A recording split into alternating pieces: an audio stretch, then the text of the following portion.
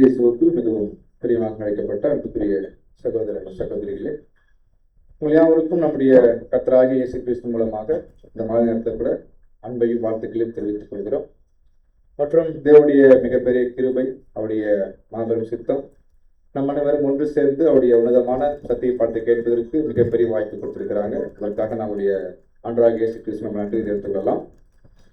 நம்ம கடந்த வாரத்தில் அநேக சத்திய பாட்டை கேட்டிருப்போம்.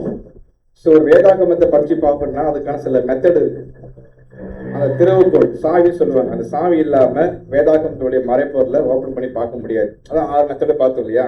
இந்த மெத்தட் பயன்படுத்தினா மட்டும்தான் தேவன் நமக்காக வைக்கப்பட்டிருக்க அந்த மறைப்பொருளை கண்டுபிடிக்க முடியும்னு சகோதரி கொடுத்திருப்பாங்க. அதுல பார்க்கப்படும்போது கடைசியாக கேள்வி கேட்டிருப்பாங்க, காலங்களை மையமாக வச்சு படித்தல் அப்படின்னு பார்க்கும்போது முதலாம் உலகத்தை பத்தி கேள்வி கேட்டு முடிச்சிருப்பாங்களா? இந்த முதலாம் உலகம் எப்படி அழிஞ்சுது, ஏன் அழிஞ்சது கேள்வி கேட்டிருப்பாங்க.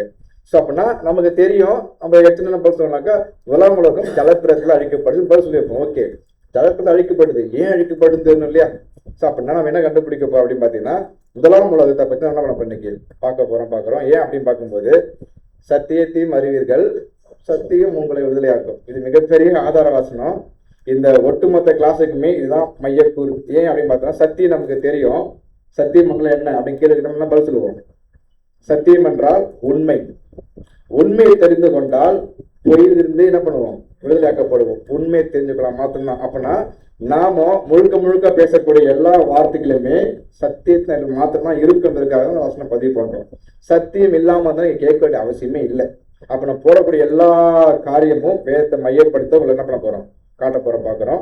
நமக்கு தெரியும் வேதாகமத்துல மொத்தம் எத்தனை உலகம் இருக்கு சொன்னாங்கன்னா 3 உலகங்கள் இருக்குது.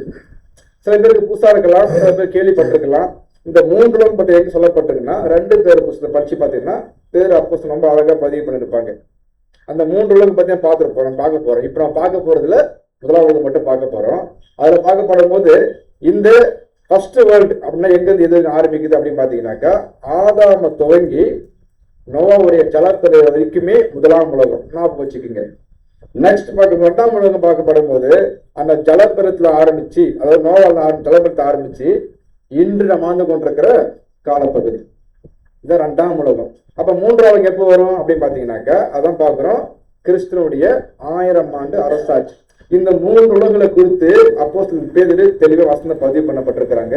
நம்ம ஒவ்வொரு வாரமா அதை பிரிச்சு பார்க்க போறோம். இதான் பார்க்கிறோம் வேதாகம படிப்புல 3 உலகங்கள் என்ற ஒரு பாடம் இருக்கு. அது நம்ம இன்னைக்கு பார்க்க போறோம் என்ன பார்த்தோம்னா முதலாம் உலகம் பார்க்க போறோம். நமக்கு தெரியும் இப்ப முதலாம் உலகம் எப்படி அழிக்கப்பட்டுச்சு அப்படின்னு கேள்வி கேட்டிருப்பாங்க இல்லையா? ஜலத்தினால அழிக்கப்பட்டுச்சு. அதுக்கு முன்னாடி இன்னொரு கேள்வி, இந்த முதலாம் உலகம் எப்படி உருவாக்கப்பட்டு தெரியுமா?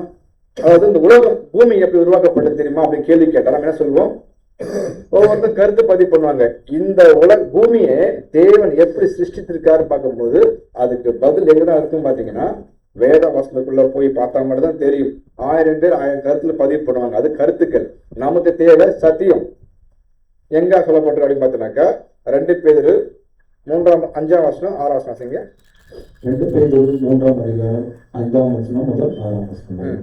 பூர்வ காலத்தில் தேவனுடைய வார்த்தையினாலே வானங்களும் ஜலத்தினின்று தோன்றி ஜலத்தினாலே நிலை கொண்டிருக்கிற பூமியும் உண்டாயினது என்பதையும் அப்பொழுது இந்த உலகம் ஜல பிரயத்தினாலே அழிந்தது என்பதையும் மனதால அறியாமல் இருக்கிறார்கள். சோ என்ன சொல்றாரு அப்போஸ்தலர் பேதுரு பார்க்கும்போது பூர்வ காலத்துல ஆரம்பத்துல தேவனுடைய வார்த்தையினாலே வானங்களும் ஜலத்தினின்று தோன்றி ஜலத்தினாலே நிலை கொண்டிருக்கிற பூமியும் உண்டா என்பதையும் அப்பொழுது இருந்த உலகம், அப்போதுதான் ஆரம்பத்தில் இருந்த உலகம் முதலாம் உலகம் பார்க்கிறோம்.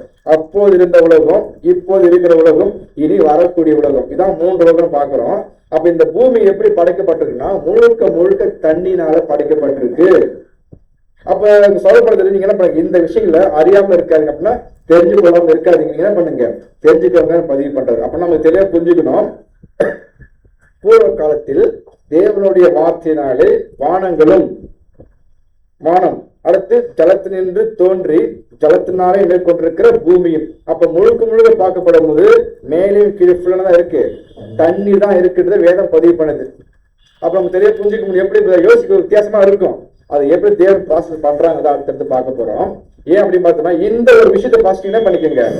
அப்போது இருந்த உலகம் இப்படிதான் படைக்கப்பட்டுச்சு இந்த பூமின்றத பேதுரு அப்போஸ்தலர் பதிவு பண்ற நம்ம ஞாபகம் வச்சுப்போம். அடுத்து என்ன பண்றாங்க, அப்படி படைக்கப்பட்ட பூமியை எப்படி தேவன் வந்து அடுத்த ப்ராசஸ் கொண்டு போறாங்க அப்படின்னு பார்க்கப்படும் போது நமக்கு அடுத்த வருஷம் தெரியும் எப்படி பண்றா அப்படி பார்க்கப்படும் போது தேவன் வானத்தையும் பூமியையும் சிருஷ்டிக்க ஆரம்பிக்கிறாங்க. வசனம் வாசிக்கலாம்.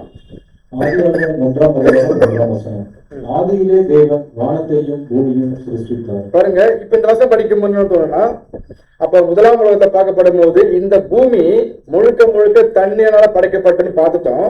பார்த்து அடுத்த வருஷம் சொல்லப்பட்டிருக்கு சொல்லணும்னா, ஆதியாக 1ஆம் அதிகாரத்திலே முதல் வருஷம் சொல்லப்பட்டிருக்கு, ஆதியிலே தேவன் வானத்தையும் பூமியும் சிருஷ்டித்தார்.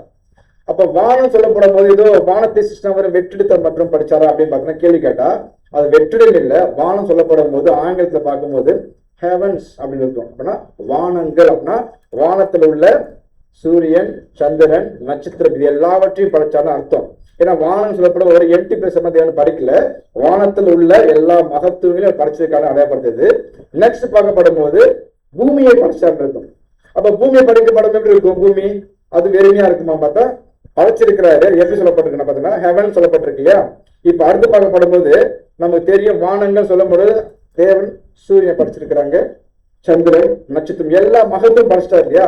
படைச்சது பார்க்கப்படும் போது உதாரணத்துக்கு இப்ப நம்ம மழை டைம் இருக்கு இல்லையா, ரொம்ப சீசன் வித்தியாசமா இருக்கு. ரொம்ப நைட் டைம்ல போயிட்டு நம்ம நின்று வானத்தை பார்க்கப்படும் போது வானத்தோடைய அந்த அழகை ரசிப்போம் இல்லையா?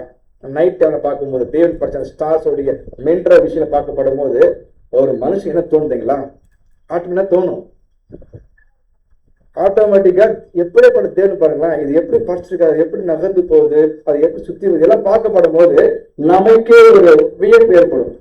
அந்த மாதிரி யாருக்கு வியப்பு வந்திருக்கு அப்படின்னு பாத்தீங்கன்னா அப்போதைக்கு இந்த தாவீதுக்கு வந்திருக்கு. தேவன் படிச்ச மகத்துவ பார்த்து ரொம்ப பிரம்மாண்டமா ஃபீல் பண்றாரு. வசனம் வாசிக்கலாம். சங்கீதம் 19:1. சங்கீதம் 19ஆம் அதிகாரம் 1ஆம் வசனம் மற்றும் 2ஆம் வசனம். வானங்கள் தேவனுடைய மகிமையை வெளிப்படுத்துகிறது, ஆகாய விரிவு அவருடைய கரங்களின் கிரியைகளை அறிவிக்கிறது. பகலுக்கு பகல் வார்த்தைகளை பொழிகிறது, இரவுக்கு இரவு அறிவை தெரிவிக்கிறது. பாருங்க, வானங்கள் தேவனுடைய மகிமை வெளிப்படுத்து. அப்படின்னா நம்ம போயிட்டு பார்க்கப்படும் போது அந்த தேவனுடைய படைப்பை பார்க்கப்படும் போது நமக்கு காணப்படுதுன்னா அவருடைய மகிமை. அப்படின்னா படைச்ச பொருளே எப்படி இருக்குன்னா படைச்ச தேவனை எப்படி இருப்பாருன்ற யோசனை வரும் நமக்கு. அப்படின்னா இது எது கொண்டு போறாங்க அப்படி பார்க்கப்படும் போது இது வானம் படைச்சாதான் வானம் இல்லை, வானத்தில் உள்ள எல்லா பொருட்களுமே தேவன் படைச்சிருக்கிறாரு.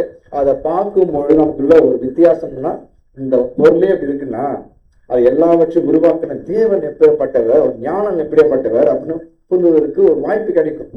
அதுக்கப்புறம் என்ன படிச்சாங்க? வானத்துக்கு அப்புறம் ஆதியில் வானத்தையும் பூமி அப்ப பூமி படிக்கணும் படிச்சாங்க. பூமியில நமக்கு தெரியும் தண்ணி, அப்புறம் புல்வெளி, அப்புறம் பறவைகள், பூச்சிகள், அப்புறம் பறவைகள், அப்புறம் பழங்கள், தாவர வகைகள், மிருகங்கள், அப்புறம் ஜந்துக்கள். இது எல்லாமே பார்க்கப்படும் போது வானம் பார்க்கும் வானங்கள் ஆண்கள் சொல்லப்பட்டிருக்கு. வானங்கள்னா வானத்துல உள்ள அநேக படைப்புகள் பார்க்கிறோம். நெக்ஸ்ட் பார்க்கப்படும் போது பூமியை படைச்சாருன்னா பூமியில உள்ள எல்லா விஷயம் பார்த்துட்டு இருக்கோம் இல்லையா, எல்லாமே படைச்சா பார்க்கிறோம். இது எல்லாமே இன்னைக்கு இருக்கா, இன்ன வரைக்கும் இப்படியே இருக்கு அப்படின்னா அடுத்த வாசனமே ஒரு கேள்வி கேட்கிற மாதிரி இருக்கு. நம்ம கேட்ட முதல் வாசனமே ஆதியாகமம் 1:1 இந்த விஷயம் படிச்சிட்டோம். ஆதியிலே தேவன் வானத்தையும் படிச்சிட்டாரு, பூமி படிச்சிட்டாரு. ஆனா ரெண்டாம் வாசனமே கொஞ்சம் கேள்வி கேட்கிற மாதிரி இருக்கும். வாசிங்க. ஆதியாகமம் 1ஆம் அதிகாரம் 2ஆம் வசனம். பூமியானது ஒழுங்கின்மையும் வெறுமையுமாய் இருந்தது. பாருங்க, பூமியானது ஒழுங்கின்மையும் வெறுமையா இருந்தது. அப்படின்னா முதல் வாசம் சொல்லப்பட்டிருக்கு தேவன் ஆதியை வானத்தையும் பூமியும் சிருஷ்டித்தார், படைச்சிட்டாரு. அதுக்கப்புறம் அடுத்த ரெண்டாம் வாசமே அது எப்படின்னா எட்டியா இருக்கிற மாதிரி ஒழுங்கிலா இருக்கிற மாதிரி கேள்வி கேட்கிற மாதிரி கட்டுங்களா? அப்ப நம்ம எப்படி யோசிக்கணும்னா பூமியானது ஒழுங்கின்மையும் வெறுமையா என்ன அர்த்தம்னா தேவன் ஆல்ரெடி எல்லாத்தையும் படைச்சிட்டார். படைச்ச பொருளை வந்து இன்னும் பண்ணல, சரியா அங்கங்க இன்னும் வைக்காம இருக்கிற, அப்ளை பண்ணல. உதாரணத்துக்கு நம்ம என்ன சொல்லுவோம், பிரஸ் பேசக்கூடிய அது சம்பவம் தான். ஒரு வீட்டுல வாடகை வீட்டுல குடியிருக்கிறோம். வாடகை வீட்டுல இருந்து வீடு சேஞ்ச் பண்ணும் போது நம்ம என்ன பண்ணுவோம், எல்லா பொருளையும் பேக் பண்ணி வண்டியில ஏத்தி என்ன பண்றோம், எந்த வீட்டுக்கு பொருள் அங்க ஷிஃப்ட் பண்ணிடுவோம். போன உடனே குடியிருக்க முடியுமா? ஏன் பண்ண முடியாது? பொருள் வந்துருச்சு, ஆனா பொருள் எல்லாம் ஃப்ரிட்ஜ் எங்க வைக்கணுமோ, கட்டில் எங்க வைக்கணுமோ அங்க செட் பண்ணணும், அரேஞ்ச்மெண்ட். அப்ப எல்லா பொருளும் இருக்கு, வீட்டுக்கு தேவையான பொருள். அதே மாதிரிதான் தேவன் பூமியை படைச்சிட்டாங்க. பூமி எல்லா பொருளும் படைக்கப்பட்டாச்சு, ஆனா அது செயல்படுத்துறதுக்கான ப்ராசஸ் இன்னும் ஸ்டார்ட் பண்ணல. உதாரணத்துக்கு சூரியன் சுத்தி வரணும், அது தொடங்கணும். பூமி தனத்தை சுத்தி வரணும், சூரியனை சுத்தி வரணும். இந்த ஒரு ப்ராசஸ் எல்லாம் படிச்சிட்டாரு. அதை இயக்குவதற்கு இன்னும் ஆரம்பிக்கல. அதான் பாக்குறோம். ஒழுங்கின்மையும் வெறுமையா இருக்குன்னா எம்டியா இல்ல, அது அரேஞ்ச்மெண்ட் என்ன பண்ணல தேவன் இன்னும் ஸ்டார்ட் பண்ணாம இருக்கான்றதான் பதிவு பண்ணது. அப்படின்னா ஆங்கிலத்தில் பார்க்கப்படும் போது வித்தவுட் ஃபார்ம். அதான் பாக்குறோம். அப்படின்னா இந்த விஷயம் நம்ம ஏன் பார்த்துட்டு இருக்கோம் அப்படின்னு பார்த்தோம்னா, இந்த முதலாம் உலகத்தை பத்தி கொஞ்சம் அப்படியே இன்ட்ரோ பார்த்துட்டே போயிட்டு இது எப்படி தேவன் அழிச்சாங்க, இதனால அழிச்சாங்க கண்டுபிடிக்கிறதுக்கு இது நம்ம தேவை. அடுத்த வருஷம் வாசிக்கலாம். ஆதியாகமம் 1:6. ஆதியாகமம் 1:6. பின்பு தேவன் ஜலத்தின் மத்தியில் ஆகாய விரிவு உண்டாகப்படுவது என்றும் அது ஜலத்தில் நின்று ஜலத்தை பிரிக்க கடவுது என்றும் சொன்னார். இப்ப அடுத்து பாருங்க, இந்த வசனம் பதிவு பண்றாங்க. பின்பு தேவன் ஜலத்தின் மத்தியில் ஆகாய விரிவு, அதான் வானமண்டலம் இருக்கு இல்லையா, ஆகாய விரிவு உண்டாக கடவுது என்றும் அது ஜலத்திலிருந்து ஜலத்தை பிரிக்க கடவுது. இந்த ப்ராசஸ் ஏன் பண்றாங்கன்னா, பூமியை படிச்சா இல்லையா, இப்ப பூமியை படிச்ச தேவன் எல்லாவற்றையும் ஒழுங்குபடுத்தினதுக்கு அப்புறம் அந்த பூமியில வாழும்படி யாரை கொண்டு வைக்கணும், மனுஷனை வைக்கணும். மனுஷன் வைக்கணும்னா பூமி முழு தண்ணியா இருக்கு, வைக்க முடியுமா? அப்ப தேவன் என்ன பண்றாங்கனாக்கா ரெண்டா பிரிக்கிறாங்க. பாருங்க, பின்பு தேவன் ஜலத்தின் மத்தியில முழுக்க முழுக்க பூமிக்குள்ள தண்ணி இருக்குன்னா அந்த தண்ணிய ரெண்டா அப்படி பிரிக்கிறாங்க. அட்மாஸ்பியர் மேல ஒண்ணு, பூமி கீழே ஒண்ணு, ரெண்டா பிரிக்கிறாங்க. வருஷம் ஓப்பனா இருக்கு பாருங்க. ஜலத்தின் மத்தியில் ஆகாய விரிவு ஓப்பன் பண்றாரா, உண்டாக கடவுது. அப்படின்னா ஓப்பன் ஆயிடுச்சு. அதுக்கு மேல தண்ணி, அது கீழே தண்ணி. உதாரணத்துக்கு நம்ம இப்படி பார்த்தா புரியும்.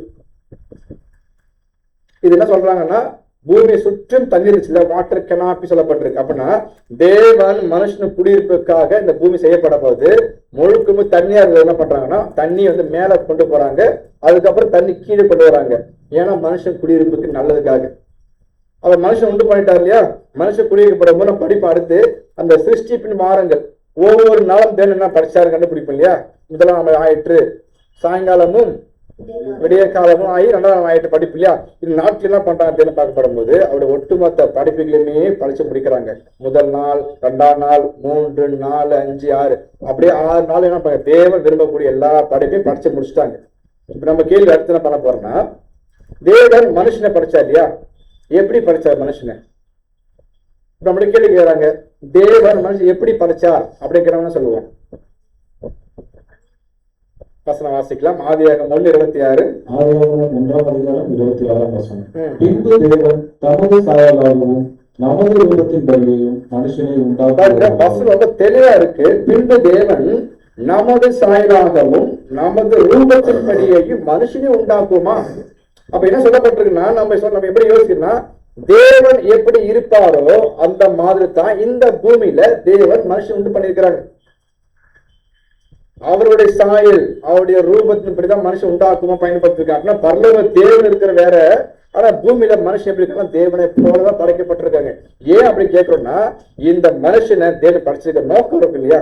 அப்படின்னா அடுத்த கேள்வி, தேவன் ஏன் மனிதனை உருவாக்குனார், என்ன காரணம் மனுஷன் படைப்பதற்கு அப்படின்னு கேட்டோம்னா, இங்கதான் ஒரு பாயிண்ட் ஆரம்பிக்குது. இந்த ஒரு விஷயம் தான் இந்த எல்லா சத்தியத்துக்கும் மூலப்பொருளா இருக்கும். வாசிக்கலாம்.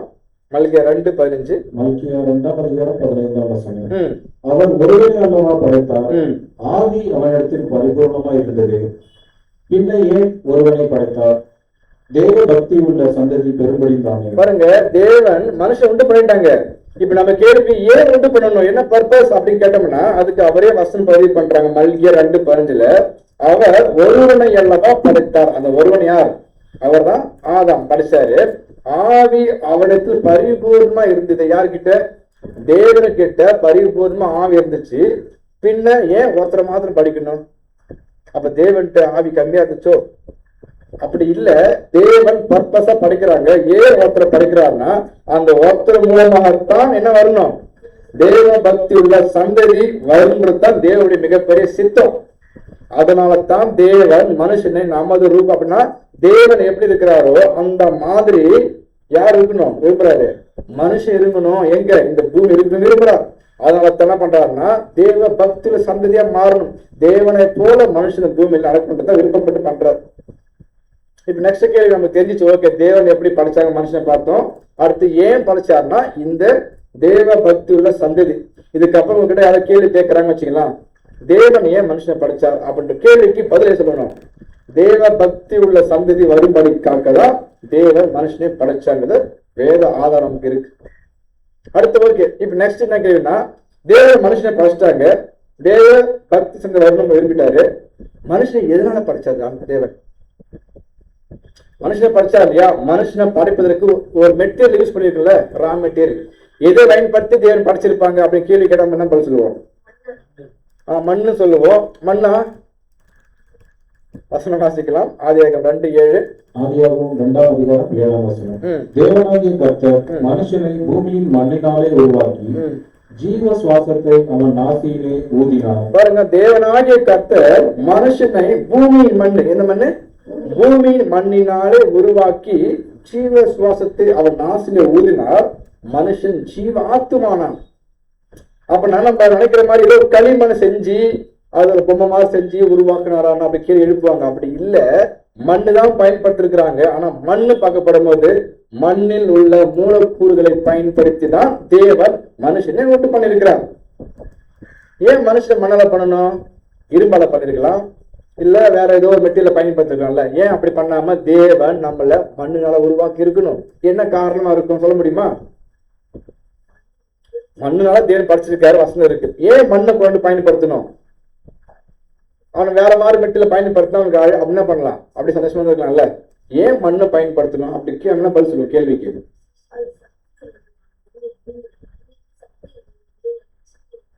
ஓகே, ஏன் அப்படி சொல்றேன் பார்த்தோன்னா, தேவன் நல்லா தெரியும் படைக்கப்பட்ட மனுஷன் ஒரு நாள் என்ன ஆவான்?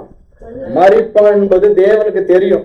மரித்த மனுஷனை எங்க அடக்கம் பண்ணணும்னா, அவனை எங்க எடுக்கிறோமோ அங்கே அடக்கம் பண்ணா மண்ணிலிருந்து பிறந்த அவன் மண்ணுக்குள்ள புதைக்கப்படும் போது மண்ணோட மண்ணா போயிடுவான். இதுதான் தேவனோட ப்ராசஸ்.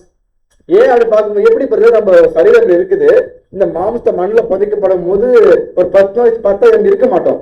மண்ணில் உள்ள மூலப்பொருள் அப்படி பிரிச்சு எடுத்து போயிடும். அப்படின்னா மண்ணில் உள்ள மூலப்பொருள் நமக்குள்ள இருக்கின்றத சயின்டிபிக்ல கன்ஃபார்ம் பண்ணிருக்காங்க. உதாரணம் போறோம் பாருங்க, பாஸ்பரஸ் நம்ம உடம்புக்குள்ள இருக்குது, மண்ணில் இருக்கப்படுது. அதை வச்சு ஏறக்குரிய 2200 தீக்குச்சி பண்ணலாமா நம்முடைய உடம்புல கூடிய பாஸ்பரஸ் எடுத்து. மெக்னீசியம் எடுத்து ஒரு கரண்டி உப்பு பண்ண முடியுமா? மெக்னீசியம் மண்ணில் இருக்கு, நம்ம உடம்புல இருக்கு. கந்தகம் எடுத்து ஒரு பாக்கெட்டு ஊதுவத்தி பண்ணலாம். இது ஒரு பாக்கெட்டு ஊதுவத்தி பண்ணலாமா? சர்க்கரை எடுத்து பார்த்தா நம்ம உடம்புல சர்க்கரை எடுத்தா 5 டம்ளர் டீ போடலாமா? அடுத்து இரும்பு நம்மள்ட்ட இருக்கு. உதாரணத்துக்கு நம்ம உடம்பு டயர்டா வீக்கா ஹாஸ்பிட்டல்ல குறைச்சிக்கலாம். டாக்டர் சொல்றாரு அயன் கம்மியா இருப்பா, உங்களுக்கு என்ன பண்ணுங்க அயன் டாப்லெட் சாப்பிட்டு. எப்படின்னா இரும்பு சத்து நமக்கு தேவை. அப்படின்னா மண்ணில் விளையக்கூடிய அனைத்துமே யாருக்கு மட்டும்தான் பொருந்தும் பார்த்தீங்கன்னா நமக்கு மட்டும்தான் பொருந்தும். ஏன்னா சாப்பிட்ற அனைத்து உணவுகளுமே மண்ணில் வளர்க்கப்பட்டதான் சாப்பிட்றோம். அப்படின்னா அந்த மனுஷன் மண்ணில் தான் எல்லா மூலப்பொருளும் என்ன பண்ணுங்க சேர்ந்து இருக்கும். ஒரு நாள் மறிக்கப்படும் போது அந்த மனுஷனை கொண்டு அடக்கம் பண்ணும் போது அந்த மண் என்ன பண்ணும்? அதை பிரிச்சு எடுத்துக்கும். மெக்னீசியம் கந்தகம் அப்படி உள்ள இருக்குது இல்லையா? எப்படி உருவாக்கப்பட்டானோ அந்த உருவாக்கப்பட மூலமாக மனுஷன் அப்படியே அழிஞ்சிப்பான். எப்பேற்பட்ட ப்ராசஸ் பாருங்க. அப்ப தேவன் இப்படிதான் மண்ணு பார்க்கப்படுறதோ மண்ணை வச்சு பண்ண அப்படி இல்லை, மண்ணுடைய மூலக்கூறுகள் மெட்டீரியல் இருக்கு, இதை வச்சுதான் பயன்படுத்துறான் பாக்குறோம். நெக்ஸ்ட், இப்ப ஆதாம் என்ன பண்ண தேவன் பறிச்சிட்டார். பார்த்துட்டு ஆரம்பத்துல ஆதாம் பறிச்சிட்டாங்க. இப்ப ஆதாம் பறிச்சதுக்கு அப்புறம் அடுத்து என்ன பண்றாரு பார்க்கும்போது வசனம் வாசிக்கலாம். ஆதியாகமம் 2:19. ஆதியாகமம் 2:19. தேவனாகிய கர்த்தர் வெளி சகலவித மிருகங்களையும் ஆகாயத்தின் சகலவித பறவைகளையும் மண்ணினாலே உருவாக்கி ஆதாம் அவைகளுக்கு என்ன பெயரிடுவான் என்று பார்க்கும்படி அவைகளை அவனிடத்தில் கொண்டு வந்தார். அந்த ஜீவ ஜந்துக்கள் ஆதாம் எந்தெந்த பெயரிட்டானோ அதுவே அதற்கு பெயராயிற்று. தேவன் ஏழு ஆதாம் என்ன பண்ணாங்க? பறிச்சிட்டாரு. பறிச்சு எல்லாமே அழகா போயிட்டு இருக்கு, எந்த பிரச்சனைலாம் போயிட்டு இருக்கு. இப்ப அடுத்த தேவன் என்ன பண்றாங்கன்னா, தேவனாலே கர்த்தர் வெளியும் சகல வித மிருகங்களையும் ஆகாயத்து சகல பறவைகளையும் மண்ணினாலே உருவாக்குறாரு. எல்லாவற்றையும் படைச்சு கொண்டு வந்து யார்கிட்ட கொடுக்குறாரு பாத்தீங்கன்னா, தான் படைத்த முதல் மனிதனாகிய ஆதாம் கிட்ட கொடுக்குறாரு. கொடுத்து ஆதாம் என்ன பேர் வைப்பாரு அப்படி தேவன் பாக்குறாங்க. இப்ப நம்மளுடைய கேள்வி, ஏன் அந்த எல்லா விலங்குகளுக்கும் பறவையும் தேவையை பேர் வச்சுக்கலாம்ல, ஏன் ஆதாம் வைக்க சொல்லணும்? வசனம் இருக்கு இல்லையா? ஆதாம் அவன் என்ன பேரிடுவான் என்று பார்க்கும்படி அவர்களே அவனிடத்துல கொண்டு வந்துன்றாரு. தேவனே பண்ணிருக்கலாம்ல, ஏன் ஆதாம் கிட்ட கொண்டு வந்து என்ன பண்றா பார்க்க வெயிட் பண்றாரு? என்ன காரணமா இருக்கும் அப்படின்னு கேட்டா, ஏன்னா ஆதாம் சொன்னாதான் ஆதாம் இன்னைக்கு பார்த்து ஒரு மிருகத்தை சிங்கம் அப்படின்னு பேர் வச்சிருக்காரு இல்லையா?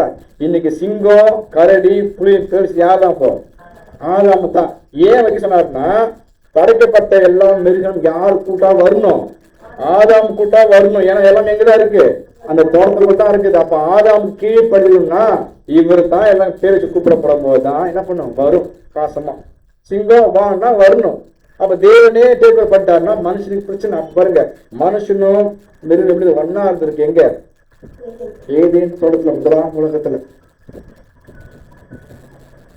நெக்ஸ்ட் வசனம் வாசிப்போம். ஆதியாகமம் 2:8. ஆதியாகமம் 2:8.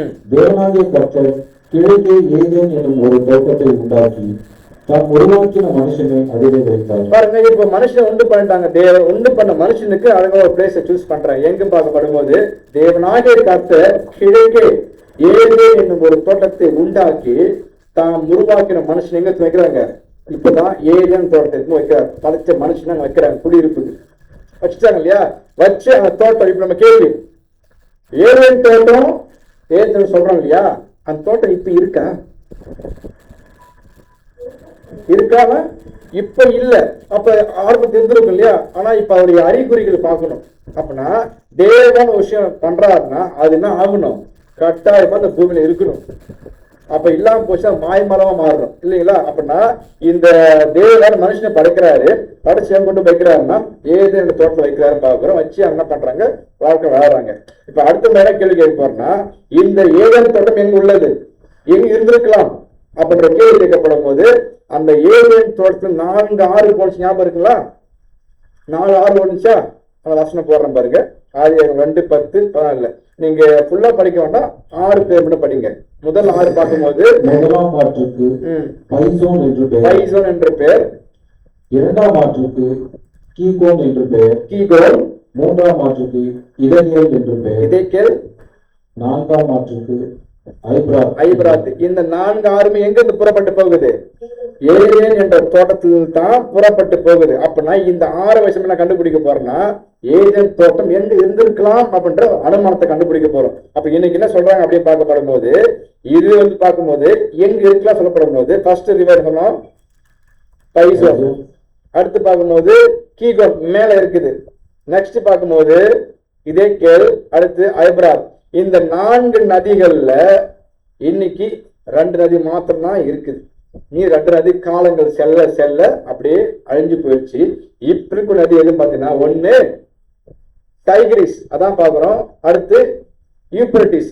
இதேக்கேல் மற்றும் ஐபிராத் 2 நதி மட்டும் தான் இன்னைக்கு வரைக்கும் ஓடிட்டு இருக்கு. அப்பனா இந்த நதி எங்க இருந்து ஆரம்பத்தை பார்க்கப்படும் போது ஏதேன் தோட்டத்துல ஆரம்பிச்சு அப்படியே பறந்து போயிட்டு இருந்த நதிகள் இன்னி வரைக்கும் இருக்குன்னா நம்ம குழு கிடைக்குது. அப்ப ஏதேன் தோட்டம் எங்க இருக்கணும் அப்படி பார்க்கப்படும் போது இந்த நதி எங்கிருந்து உருவாக்கப்படுதோ அந்த தேசம்தான் இன்னைக்கு அன்னைக்கு ஏதேன் தோட்டம் இருந்துக்கலாம்ன்ற ஒரு அனுமானம். இதுக்கு வேத வசனம் இல்ல, நம்ம அந்த 6 வச்சு கண்டுபிடிக்க போகும்போது இங்க இருக்கலாம்ன்ற ஒரு அனுமானம் இருக்கு. எங்க அப்படின்னு பார்க்கப்படும் போது இன்னைக்கு எங்க இருக்கு அப்படின்னு பார்த்தோம்னா, இந்த 6 ஓடுறது பாருங்க. டைகிரிஸ் ரிவர், அடுத்து யூப்ரட்டிஸ் ரிவர் எங்க ஓடுது பார்த்தோம்னா என் தேசம் ஈராக் தேசத்துல தான் என்ன இருந்திருக்கணும்? ஏதேன் தோட்டம் இருந்திருக்கலாம் என்று நமக்கு ஒரு முடிவு எடுக்கிறோம். ஆனா அதுக்கு அதிகாரப்பூர்வம் வேத வசனத்துக்கு இல்ல. ஆனாலும் இந்த 6 இன்னைக்கு இருக்கு இல்லையா? இந்த 4 2 போயிடுச்சு, 2 இன்னைக்கு ஓடிட்டு இருக்கிறதுனால அப்ப இங்க இருந்து போயிருந்தனால தான் இன்னைக்கு ஈராக்ல என்ன கிடைக்குது? அதிகமா எண்ணெய் வளங்கள், செழிப்பு கிடைக்குது. காரணம் ஆதாம் படைக்கப்பட அந்த பரிபூர்வமா நம்ம இருந்துச்சு இல்லையா ஏதேன் தோட்டம், அது செழிப்பு எல்லாம் அப்படியே மண்ணுக்குள்ள போயிட்டு வளமாக மாறி என்ன பண்ணிட்டு இருக்கு இன்னைக்கு வந்துட்டு இருக்குன்றத ஒரு பதிவு பண்றாங்க. சரி, ஓகே, அது பக்கம் இருக்கட்டும். நெக்ஸ்ட், இப்பதான் ஆதாமுக்கு ஒரு டெஸ்ட் வருது. தேவ மனுஷனை படிச்சிட்டாரா? படிச்சு முடிச்சுனா அப்புறம் எங்க வைக்கிறாரு? ஏதேன் தோட்டத்தை வைக்கிறாங்க. வச்சிருந்ததுக்கு அப்புறம் ஒரு மிகப்பெரிய டெஸ்ட் வைக்கிறாங்க. தான் நான் படைச்சல மனுஷன் அவன் என்ன பண்றான் வார்த்தைக்கு கீழ்படிவான பார்ப்பதற்காகவே டெஸ்ட் வைக்கிறாங்க. வசனம் வாசிக்கலாம்.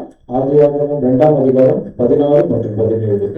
தேவனாகிய கர்த்தர் மனுஷனை நோக்கி, நீ தோட்டத்தில் உள்ள சகல விருட்சத்தின் கனியையும் புசிக்கவே புசிக்கலாம், ஆனாலும் நன்மை தீமை அறியத்தக்க விருட்சத்தின் கனியை புசிக்க வேண்டாம், அதை நீ புசிக்கும் நாளிலே சாகவே சாகா என்று கட்டளையிட்டார். சோ இங்க தேவன் என்ன பிளான் பண்றாங்க அப்படின்னு பார்க்கும்போது, தேவனாகிய கர்த்தர் மனுஷனை நோக்கி, எந்த மனுஷன் நோக்கி?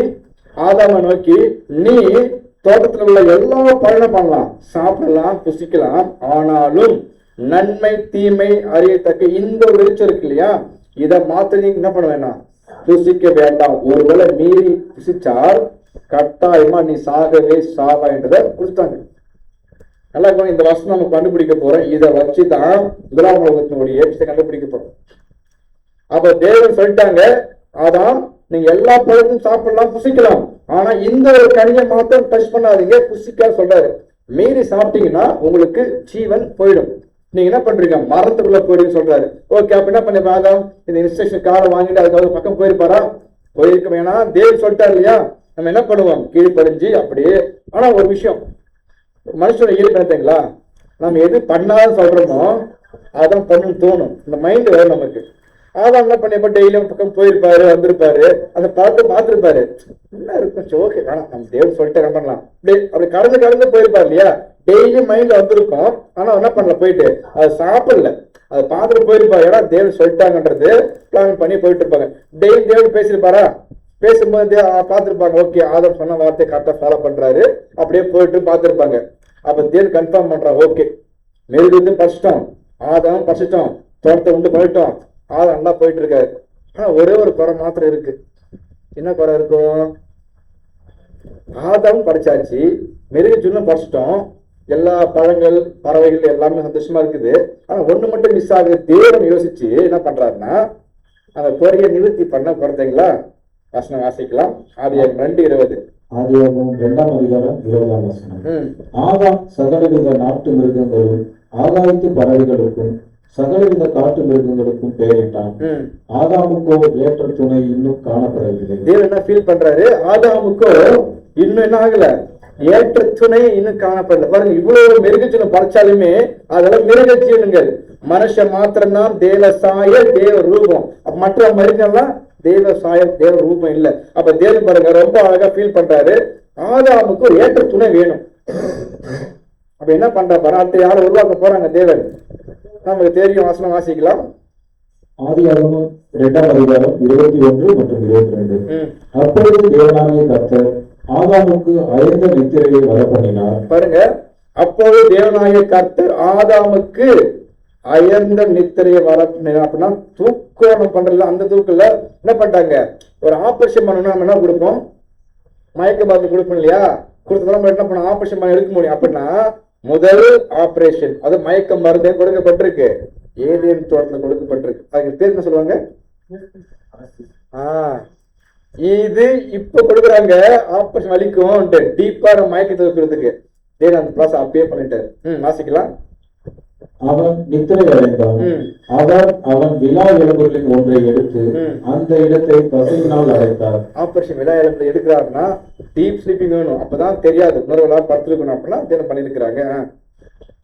தேவனாகிய கர்த்தர் தாம் மனுஷனில் எடுத்த விலா எலும்பை மனுஷியாக உருவாக்கி அவரை மனுஷனிடத்தில் கொண்டு வந்தார். பாருங்க, மனுஷனுக்கு ரொம்ப டீப் ஸ்லீப் வர வச்சுட்டு அவரோட விலா எலும்புல இருந்து எடுத்து ஒரு மனுஷியை உண்டு பண்ணி அந்த மனுஷி என்ன பண்றாங்க, யார்கிட்ட கொண்டு வர பார்க்கும்போது ஆதாம் கிட்ட கொண்டு வராங்க. இப்ப நம்மகிட்ட கேள்வி, ஆதாம் எப்படி படைக்கப்பட்டார், மண்ணுல படைக்கப்பட்டாங்க. ஏவாள் எப்படி படைக்கப்பட்டாங்க, அப்ப ஆதாம் மறிச்சு எங்க போனோம், மண்ணுக்கு போனோம். அப்ப ஏவாள் மறிச்சு எங்க போனோம், எப்படி அவங்க எலும்பு சொல்றீங்க, அப்படி மண்ணுக்கு போவாங்க. நம்ம எப்படி புரிஞ்சுக்கணும்னா, ஆதாம் என்ற ஒருத்தர் பூமியில் மண்ணில் உருவாக்கப்பட்டார், ஏவாள் என்றவங்க ஆதாம் என்ற மண்ணில் உருவாக்கப்பட்டாங்க. புரியுது, ரெண்டு பேரும் மண்ணுதான். ஆனா தேவன் டைரக்டா பண்ண உருவம் பார்க்கும்போது ஆதாம் மண்ணின் மூலம் வச்சு பயன்படுத்தாங்க, உருவாக்கிட்டாரு. அடுத்து ஏவாள் எப்படி பயன்படுத்துறாங்கன்னா, ஆதாம் என்ற மண்ணுல இருந்து ஒரு என்ன பண்றாங்கன்னா ஏவாள் உருவாக்குற. ரெண்டு பேருமே மண்ணு தான். அப்படின்னா இவர் பூமி மண்ணில் உருவாக்கப்பட்டவர், ஏவாள் ஆதாம் என்ற மண்ணு. அவரோட மூலக்கூறு இருக்கா, அங்க எடுக்க அதே மூலக்கூறு இந்த அம்மாக்கு இருக்கும். அவங்களும் மனுஷங்க தான் போவாங்க, அதே மண்ணுக்குள் தான் போவாங்க, புரிஞ்சுக்கணும். இப்ப ரெண்டு பேரும்ன்றாங்க ரொம்ப சந்தோஷமா அப்படியே வாழ்ந்துட்டு இருக்கிறாங்க. வாழ்ந்துட்டு இருக்கும் போது இந்த விஷயம் நடக்குது. எந்த விஷயம் அப்படின்னு பாத்தீங்கன்னா, தேவன் ஒரு கட்டளை கொடுத்தாரு இல்லையா, ஆதாமுக்கு என்ன கட்டளை, இந்த பழத்தை மட்டும் டச் பண்ணாதான் சாப்பிட்டுனா கட்டாயமா சாகவே சாவாயின்னு பதிவு பண்ணார் இல்லையா. இந்த விஷயம் ஆதாம் யார் சொல்லி கொடுத்துருக்கணும், ஏன் சொல்லியிருப்பாங்க. ஏவாளுக்கும் ஒரு இது இருக்குமா, கியூரியாசிட்டி, அந்த பழத்தை அப்படின்னு தான் இருக்கும். என்ன வந்திருக்கு இல்லையா, இப்படியே பார்த்துட்டு போயிருக்கணும், அப்படி நாட்கள் கடந்து போயிருக்கணும். ஒரு நாள் ரெண்டு பேரும் சந்தோஷமா ஜீவித்து இருக்கிறாங்க. அப்படி போயிட்டு இருக்கும்போது ஆதாம் கூட இல்லாத நேரம் பார்த்து யாரு உள்ள என்டர் ஆகுறா, சாத்தான் என்ட்ராகிறாரு. யோசிச்சு பாருங்களேன் சீனை. ரெண்டு பேருமே ஒன்னா இருக்கும் போது சாத்தானுடைய இன்ஃபுளுன்ஸ் வரல, உள்ள வர முடியல. காரணம் கூட யார் இருக்கிறா? ஆதாம் இருக்கிற. ஆதாம் தெளிவா தெரியும் இந்த பழம் சாப்பிட்டா நம்ம செத்துறதும் தெரியும், தேவன் சொல்லிட்டாங்க, ரொம்ப ஸ்ட்ராங்கா இருக்காரு. ஆதாம் ஏன் சொல்லி கொடுத்திருப்பாரு. ஆனா ரெண்டு பேரும் ஒன்னா இருக்கிற வரைக்கும் இந்த பிரச்சனை வரல. கொஞ்சம் கேப் விட்டு ஆதாம் எங்க தனித்து போயிருக்கலாம், இல்ல இந்த அம்மா வந்திருக்கலாம். வந்து பார்க்கும் பொழுது சாத்தானுடைய மிகப்பெரிய தந்திரம் காணப்படுதாங்க. அந்த பழம் பார்ப்பது எப்படி சொல்லப்பட்டிருக்கா? வசனம் வாசிக்கலாம். ஆதியாகமம் 3ஆம் அதிகாரம் 4ஆம் வசனம் மற்றும் 5ஆம் வசனம். அப்பொழுது சர்ப்பம் ஸ்திரீயை நோக்கி, நீங்கள் சாகவே சாகவில்லை, நீங்கள் இதை புசிக்கும் நாளிலே உங்கள் கண்கள் திறக்கப்படும், நீங்கள் நன்மை தீமை அறிந்து தேவர்களைப் போல இருப்பீர்கள் என்று தேவன் அறிவார் என்றது. பாருங்க, தேவன் சொன்ன வார்த்தை அப்படியே பேசலாம் பாருங்க. இந்த பழத்தை சாப்பிட்டா சாகவே சாவான் யாரு பதிவு பண்ணது? தேவன் பதிவு பண்ணிருக்கிறாங்க. ஆனா சாப்பிட்டா அந்த ஸ்திரீ அந்த பழத்தை பார்க்கப்படும் போது பாக்குறான், ஓ அவங்க விரும்புறாங்க தெரிஞ்சு என்ன பண்றான்னா, அப்பொழுது சர்ப்பம், எப்பொழுதுனா அந்த ஏவா அந்த பழத்தை பார்க்கும் பொழுது ஸ்திரீயை நோக்கி, நீங்க இந்த பழத்தை சாப்பிட்டா சாகவே சாவதில்லை. இப்ப நம்மளுடைய கேள்வி, தேவன் சொன்னது நடக்குமா, சாத்தான் சொன்னது நடக்குமா? அவர் சொல்றாரு சாகவே சாவாய், இவர் சொல்றாரு சாகவே சாவதில்லை. அப்ப எது உண்மை? வருவோம், நம்ம ஒன்னும் சொல்றோம் இல்லையா? அப்படின்னா இந்த விஷயம் மைண்ட்ல வச்சுக்கோங்க. நீங்கள் இதை புசிக்கும் நாளிலே உங்கள் கண்கள் திறக்கப்படும் என்றும், நீங்க எப்படி ஆவீங்க? தேவர்களை போல ஆவீங்கன்ட்டு மிகப்பெரிய பாயிண்ட் போட்டோம். இப்ப அந்த ஏவல் மிகப்பெரிய ஆட்சி வந்திருக்கும். அப்படின்னா இந்த பழத்தை சாப்பிட்டா நாமளும் தேவனை போல மாறலாம் போல இருக்கு அப்படின்ற எண்ணம் உருவாக்கணும் சாத்தான். அதை உருவாக்கின உடனே அந்த ஏவாளுக்குள்ள அந்த ஒரு கியூரியாசிட்டி உள்ள போயிட்டு பழத்தை என்ன பண்ணிட்டாங்க, போயிட்டு பறிச்சிட்டாங்க, சாப்பிட்டாங்க. சாப்பிட்டு முடிச்சதுக்கு அப்புறம் யாருக்கும் கொடுக்குறாங்க போயிட்டு. வேற ஒரு விஷயம் பாத்தீங்களா? அப்ப அவங்களுக்குள்ள என்ன விதைச்சிருக்கா பாத்தீங்கன்னா, இந்த பழத்தை சாப்பிட்டு நீங்க சாக மாட்டீங்க, சாப்பிட்டீங்கன்னா உங்க கண்கள் திறக்கப்பட்டு நீங்களும் தேவனை போல மாறுவீங்க அப்படின்னு சொல்ல உடனே அவங்களுக்கு அந்த எண்ணம் உள்ள போயிட்டு அந்த பழம் என்ன பண்ணிட்டாங்க, பறிச்சு சாப்பிட்டாங்க. சாப்பிட்டது மட்டும் இல்லாமல் அந்த பழத்தை யாரு கொடுக்குறாங்க, போயிட்டு ஆதாமு கொடுக்குறாங்க. இப்ப ஆதாம் என்ன பண்றான், அதை வாங்கி அவரும் புசிக்கிறார். இங்க நிறுத்தி கேள்வி கேட்கணும், ஆதாம் நல்லா தெரியுமா தெரியாதா? இந்த பழத்தை சாப்பிட்டா கட்டாயம் மரணம்னு தெரியும். ஆரம்பத்துல அவர் தான் பேசினாங்க, அதுக்கப்புறம் தான் மனுஷி படைக்கப்பட்டாங்க. அப்படி இருக்கும் பொழுது இந்த அம்மா சாப்பிட்டு இந்த பழத்தை கொடுக்குறாங்கன்னா அப்ப வாங்கி புசிக்கிறார்ல, அவர் தெரிஞ்சு சாப்பிட்டாரா தெரியாம சாப்பிட்டாரா? அதான் கொடுங்க வாங்கி சாப்பிடாருல, அவருக்கு தெரியுமா தெரியாதா? ரொம்ப தெளிவா தெரியும். அப்புறம் ஏன் சாப்பிட்டாரு? ஏன்னா இப்ப என்ன ஆகுதுன்னு பார்த்தோம்னா, ஏற்ற துணை படிச்சோம் இல்லையா? இப்ப இந்த அம்மா சாப்பிட்டா சாக போற யாரு தெரிஞ்சிருச்சு.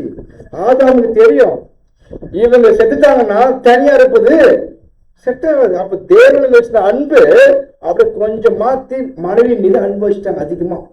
அப்படின்னா அந்த பழத்தை இதுக்கப்புறம் மனைவி இல்லாமல் நான் எப்படி இருப்பது என்ற எண்ணத்துல அந்த பழத்தை தெரிஞ்சே வாங்கி சாப்பிட்ற முதல் சூசைடு, அது பேர் தற்கொலை.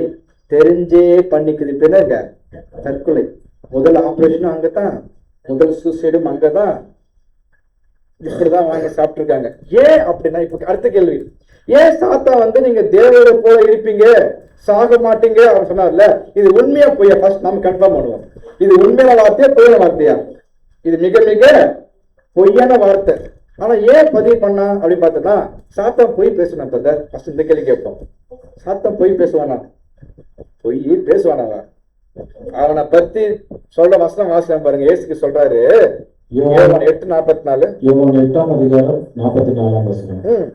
நீங்கள் உங்கள் பிதாவாகிய பிசாசானவனால் உண்டானவர்கள், உங்கள் பிதாவினுடைய இச்சையின்படி செய்ய மனதாய் இருக்கிறீர்கள்.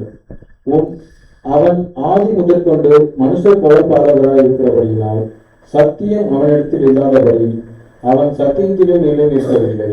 அவன் பொய்க்கு பிதாவுமாய் இருக்கிறபடியால் அவன் பொய் பேசும்போது தன்னுடைய சொந்தத்தில் எடுத்து பேசுகிறான். அவனுக்கு யாரு சொல்றாருன்னா, அவன் பொய்யனும் பொய்க்கு பிதா அப்படின்னா பொய்க்கு அப்பா யார் தான்? சாத்தான். அப்படின்னா பொய்க்கு அவர் தான் தந்தை. அப்ப நம்ம ஒரு கேள்வி, உண்மைக்கு யார் தந்தை? நம்முடைய தேவன். அவர் சொன்னா நடக்கும். ஆனா என்ன பண்ண பொய் சொல்றான். அவர் பேசும்போதெல்லாம் சொந்தமா தான் பேசுவார். தனக்கு என்ன தெரியுமோ அதை பேசி மைக்கி வஞ்சிக்க போற மாதிரிதான் பேசுவார் தவிர அவர்கிட்ட சத்தியம் இல்லாதபடியினால அவர் போய் பேசும்போதெல்லாம் சொந்த கதை எடுத்து மாத்திரம் பேசுவார். வசம் ரொம்ப கிளியரா பதிவு பண்ணப்பட்டிருக்கு. இப்படி பேசின பண்றாங்கன்னா 7வது அந்த பழம் சாப்பிட வச்சு அது அவங்க என்ன பார்வைக்கு எப்படி சொல்லப்பட்டிருக்குன்னா, அந்த விருச்சம் புசிப்புக்கு நல்லதும் சாப்பிட ரொம்ப டேஸ்டா இருக்கும் போல இருக்கு. மற்ற பழம் சாப்பிட்டுருப்பாங்கல்ல, ஆப்பிள் மேங்கோ சாப்பிட்டுருப்பாங்க. இது என்ன பழம் தெரியல. இந்த பழம் மாத்திரம் ரொம்ப பாலிஷா இருக்கு, அழகா இருக்கு, தோல் இருக்கலாம்ல, அது பாருக்கு நல்லதா இருக்கு, சாப்பிட ரொம்ப டேஸ்டா இருக்கும் போல இருக்கு அப்படின்ற எண்ணம் உருவாக்கப்பட்டிருக்கு. புத்தி தெளிவுக்கு இச்சிக்கப்படத்தக்கதாக விருட்சமா இருக்கு அந்த கண்டு. அந்த கனியை பறிக்கிறாங்க, அதை புசிக்கிறாங்க, தன் புருஷனுக்கு கொடுக்குறாங்க, அவரு வாங்குறாரு, அவரும் புசிக்கிறாரு, 2 பேரும் ஆகுறாங்க. தேவன் சொன்ன வார்த்தையை மீறி நடந்துட்டாங்க. அப்படின்னா தேவன் எதுக்காக மனுஷன் உருவாக்கினார்? நம்ம கேள்வி கேட்டோம், தேவன் ஏன் மனுஷனை உருவாக்கினார்? என்ன சந்ததி வரணும்? தேவ பக்தில சந்ததி வரும் தான் தேவன் என்ன பண்ணாங்க, மனுஷன் உண்டாக்கினாரு. இப்ப 2 பேரும் என்ன பண்ணிட்டாங்க, அந்த சொன்ன வார்த்தையை கட்டளையை மீறி கீழ்ப்படியாம வெளிப்படுத்தி காமிச்சிட்டாங்க. அப்படின்னா தேவன் பண்ண ஒரு ப்ராசஸ் நடக்குமா? அதுக்கப்புறம் அவர் விருப்பம் மனுஷன் ஏன் அழகு பார்த்து பறிச்சாருன்னா, என்ன போல அது பாருங்க, தேவனை போலவே அவர் சாயலாகவும் ரூபத்தபடி படைச்சாரு. படைச்சு எங்க வச்சுக்க போயிட்டுங்க, மிகப்பெரிய ஏஜென்ட் வச்சு அழகு பார்த்த தேவன் அந்த வார்த்தை சொல்ற டச் பண்ணாதான் சாப்பிடாரு. மீறி சாப்பிட்டுங்க, உங்களுக்கு மத்தியில் எப்படி வரும் இந்த தேவ பக்துல சந்ததி? தேவ தோத கொள்ளக்கூடிய மனப்பானம் எப்படி வரும்? அது யாரு கெடுத்தா இருப்போம்? சாத்தான் கெடுத்தா இருப்பது. அப்ப செஞ்ச உடனே தேவன் என்ன பண்றான், நான் 2 பேரும் என்ன பண்ற, தோட்ட விட்டு வெளியே அனுப்புறான். இப்போ வெளில வந்துட்டாங்களா, வந்ததுக்கு அப்புறம் என்ன பண்றாங்கன்னா 2 பேருக்கும் திருமணம். அது 2 பேரும் வருங்க, குழந்தை பெற்று எடுக்கிறாங்க. ஆதாமுக்கு ஏவாளுக்கும் குழந்தை பெருக்குது. முதல் குழந்தை காயின், அப்புறம் ஆபேல். இப்ப 2 பேருமே என்ன பண்றாங்க, அண்ணன் தம்பி இல்லையா, 2 பேருமே அப்படியே வளர ஆரம்பிக்கிறாங்க. அதுக்கப்புறம் 2 பேரும் பள்ளி செலுத்த போவாங்க இல்லையா, அந்த சம்பளம் தெரியும். காயின் ஆபேல் தனியாக பாடம் பார்க்க போறோம். ஓகேங்களா? பள்ளி செலுத்த போடும்போது யாரு பள்ளி அங்கீகரிக்க போறோம்? ஆபேல் அங்கீகரிக்கப்படும் இல்லையா. இப்ப பார்க்கப்படும் போது இந்த இடத்துல யாரு யார செய்யறான்? காயின் யார கொலை செய்யறாருன்னா தன் தம்பியாகிய ஆபேலை கொலை செய்யறாங்க. அப்படின்னா இப்ப நம்ம கேள்வி, காயின் ஆபேலை கொலை பண்ணிட்டார், இப்ப யாரு மறிச்சிடறா? ஆபேலை மறிச்சிட்டு பாரு இல்லையா. மறிச்சதுக்கு அப்புறம் ஆதாம் வந்திருப்பாங்களா, வந்து பார்த்திருப்பாங்களா? இது வரைக்கும் அவங்க லைஃப்ல மரணத்தை பார்த்துல. யோசிச்சு பாருங்க, எங்க இருந்தாங்க ஃபர்ஸ்ட்? அவங்க தோட்டத்துல தப்புனாங்க, வெளில அனுப்பிச்சிட்டாங்க. வந்த உடனே அவங்களுக்குள்ள பிள்ளைகளை பெற்றிருக்கிறாங்க, வளர்றாங்க. அவங்களுக்குள்ள பிடிச்சு வந்து ஒருத்தர் அடிச்சு என்ன பண்றாரு, கொள்ளுறாரு பாக்குறோம். அப்படின்னா காயின் ஆபேலை கொள்ளுறாரு. மறுத்து போன ஆபேலை வந்து பார்த்திருப்பாங்கல்ல, இது என்ன பண்றான் தம்பி, தூங்குறாப்புல இருக்கு. ஓகே, ஏன்னா அவனுக்கு தெரியாது, 1 நாளா இருக்கும், 2 நாளா இருக்கும். அப்படி பாடினா ஆகும், தட்டி எழுப்பி பார்க்கும்போது ரொம்ப கல்லுமா இருக்கும், ஃப்ரீஸா இருக்கும், ஒன்றும் மாற்றங்கள் தெரியலையே. அப்புறம் போக போக பாடினா இருக்கும், ஸ்மெல் வந்தா இருக்கும், அப்படியே உருவங்கள் மாற்றப்படும். அப்பதான் கவனிக்கிறாங்க யாரு, ஆதாமுக்கு அப்பதான் தெரிஞ்சிருக்கும் இதுதான் மரணமா. ஆக்சுவலி யார் ஃபர்ஸ்ட் மறிச்சிருக்கணும்? ஆதாம் தான் மறிச்சிருக்கணும். ஒருவேளை ஆதாம் தேவனாலே சாகவே சாவான்ட்டு ஒருவேளை ஆதாம் மறிச்சிருந்தாருன்னா ஆதாமுக்கு மரணம் தெரியாம போயிட்டு இருக்கும். தேவன் ஞானம் பாருங்க, மகன் மறுக்கிறத பார்த்தா தான் உனக்கு தெரியும் இதுதான் சாகவே சாவ மரணத்தோடைய வெளிப்பாடு. ஒருத்தன் மறிச்சா திரும்பி அவங்க கூட வரமாட்டாங்கன்னு தெரிஞ்சுக்கணும். மிகப்பெரிய பாடத்தை கொடுக்குறாங்க தேவன். யாருக்கு? ஆதாம். இது எல்லாம் அப்படியே பாட்டு வரும். அதுக்கப்புறம் ஆகுதுங்க, சந்ததிகள் பெருக ஆரம்பிக்குது, மனுஷன் உருவாக்கப்படுறாங்க. உருவாக்கப்படுறதுக்கு அப்புறம் என்ன பண்றான் பார்க்கப்படும் போது, நம்ம ஆரம்பத்தை கேள்வி இல்லையா, முதலாம் உலகத்தை தேவன் ஏன் அழித்தார் அப்படின்னு பார்க்கப்படும் போது, மக்கள் பாவம் பண்ணாங்க. ஆனா ஏன் அழிச்சா அப்படி பார்க்கப்படும், அது காரணம் இருக்கணும்ல. எப்படி அழிச்சார் அப்படின்னு பார்த்தோன்னா, ஜலப்பிரளயத்தினால என்ன பண்ணாங்க, அழிச்சாருன்னு பார்க்கிறோம். ஓகே, இது வரைக்கும் புரிஞ்சுது. இப்ப நெக்ஸ்ட் என்ன பண்ண போறோம்னா, இப்பதான் முக்கியமான பாயிண்ட், முதலாம் உலகத்தை தேவன் ஏன் அழித்தார் இருக்கிற பாயிண்ட் கண்டுபிடிக்க போறோம். ஏன் அழிச்சாருங்களா? வசனம் வாசிக்கலாம். ஆதியாகமம் 6ஆம் அதிகாரம் 1 மற்றும் 2. ஆதியாகமம் 6ஆம் அதிகாரம் 1ஆம் வசனம் மற்றும் 2ஆம் வசனம். மனுஷர் பூமியின் மேல் பெருக துவங்கி அவர்களுக்கு குமாரத்திகள் பிறந்த போது தேவகுமாரர் மனுஷகுமாரத்திகளை அதிகம் சௌந்தரியம் உள்ளவர்களாக என்று கண்டு அவர்களுக்குள்ளே தங்களுக்கு பெண்களை தெரிந்து கொண்டார்கள். பாருங்க, ரொம்ப கவனிக்கணும். ஏன்னா இப்ப ஆதாம் ஏவ வெளில வந்துட்டாங்க, 2 பிள்ளை பிறக்கிறாங்க, ஒருத்தர் மறைச்சிட்டாங்க, அதுக்கப்புறம் சந்ததி பெருவாகி எல்லாம் போயிட்டே இருக்குது. அப்படி இருக்கப்படும் போது இங்க அடுத்த ப்ராசஸ் என்ன பண்றாங்கன்னா, தேவன் டைரக்டா யார்கிட்ட பேசினாங்க? ஆரம்பத்துல தேவன் ஆதாம் பேசியிருந்தாரு. இப்ப ஆதாம் எப்ப கீழ்ப்படியாம போயிட்டாரோ எங்க வெளில வச்சுட்டாங்க, ஏது விட்டு வெளில போக சொல்லிட்டாங்க. இப்ப பூமி வாழ்ந்துட்டு இருக்காங்க. வாழப்படும் போது இப்ப போயிட்டாங்க இல்லையா? அப்படி போங்க, அவங்கள முற்றிலுமா கைவிட முடியாதுல்ல. ஏன்னா நம்மளோட பிள்ளைங்க என்ன பண்றாருன்னா, அவங்கள திரும்பி சொல்லி கொண்டு வர்றதுக்காக யார் அனுப்புறாருன்னா, பரலோகக்கூடிய தேவதூதரை அனுப்பி அவங்களுக்கு மிகப்பெரிய ஆதாயப்படுத்துறாரு. அவங்க வந்தாங்கல்ல, என்ன பண்றாங்க பார்க்கும்போது இங்க ஆரம்பிக்கு. இதனால்தான் தேவன் முதலாம் உலகத்தை அழிப்பதற்கு நோக்கம். வசனம் பாருங்க, மனுஷர் பூமியில பெருக துவக்கி அப்படின்னா பெரிய சந்ததியை உருவாயிடுச்சு. எங்க? இந்த பூமியில. அவர்களுக்கு குமாரத்திகள் பிறந்த போது, பெண்கள் பிறப்பாங்க இல்லையா, நிறைய பெண்கள் பிறக்கிறாங்க. பிறக்கும் போது 2ஆம் வசனம் கவனிக்கணும், தேவகுமாரர் மனுஷ குமாரத்திகளை ரொம்ப அழகா இருக்கிறாங்க கண்டு அவர்களுக்குள்ள தங்களுக்கு பெண்களை தெரிந்து கொண்டாங்க. அப்படின்னா பெண்கள் தெரிந்த அர்த்தம் திருமணம் செய்து கொண்டார்கள். தேவகுமாரன் சொல்லப்படுற யாரு? இது தேவகுமார் யாரு? தேவகுமாரன் சொல்லப்படுற யாருன்னா தேவ தூதர்கள். மனுஷகுமாரத்தை பார்க்க முடியாது, பூமியில பிறந்த மனுஷகுமார். அப்படின்னா பரலோகம் சொன்னாங்க இல்லையா, தேவனை வேலை செய்வதற்காக வந்த அவங்க என்ன பண்றாங்க பார்க்கப்படும் போது மனுஷகுமாரத்திகளோடு என்ன பண்றாங்க? சேர ஆரம்பிக்கிறாங்க, தங்களுக்கு பிள்ளை தெரிந்து கொண்டாங்க. இது யார் பண்ணிருக்கீங்களா? இந்த விஷயத்த ஏன் சேர்ந்தாங்க அப்படின்னு பார்த்தோம்னா, நல்ல தேவ தூதர் தான் அவங்க. சாத்தான் பார்க்கிறான், அவன் சொன்னாலும் மிகப்பெரிய பொய். இந்த பழத்தை சாப்பிட்டா சாகவே சாப்பிட்டா இல்லையா, அந்த பொய்ய உண்மையா மாத்துனதுக்காக என்ன பண்றாருன்னா இந்த பிளான போறாரு. ஏன் தெரியுங்களா? நான் சொன்ன அந்த பழம் சாப்பிட்டா சாகக்கூடாது, கரெக்டுங்களா? அப்ப சாகாம இருக்குன்னா பூமியில இருக்க வாய்ப்பு இருக்குமா? இருக்க வாய்ப்பு இல்லை. அப்ப என்ன பிளான் போறான்னா, இந்த நல்ல தேவதூதர் வராங்க இல்லையா, வந்து எப்படி வருவாங்கன்னா தேவ வல்லமை வரும்போது மாம்சத்தை எடுத்து வருவாங்க, வந்து ஊழியம் பண்ணுவாங்க, முடிச்சுட்டு பண்ணுவாங்க. போகும்போது ஆதி பேர் மாற போயிடுவாங்க. இதுதான் அவங்களுடைய ஒர்க்கு. ஏன் தேவன பாவிகள்கிட்ட பேச மாட்டார் இல்லையா? அப்படின்னா தேவத்தை வந்து என்ன பண்ணுவாங்க, மாம்சத்துல வந்து ஊழியம் பண்ணுவாங்க, ஊழியம் பண்ண முடிச்சுட்டு மறுபடியும் என்ன பண்றாங்க, ஆவிக்கு சரியா எடுத்து மறுபடி போடுவாங்க. இதுதான் அவங்க டியூட்டி.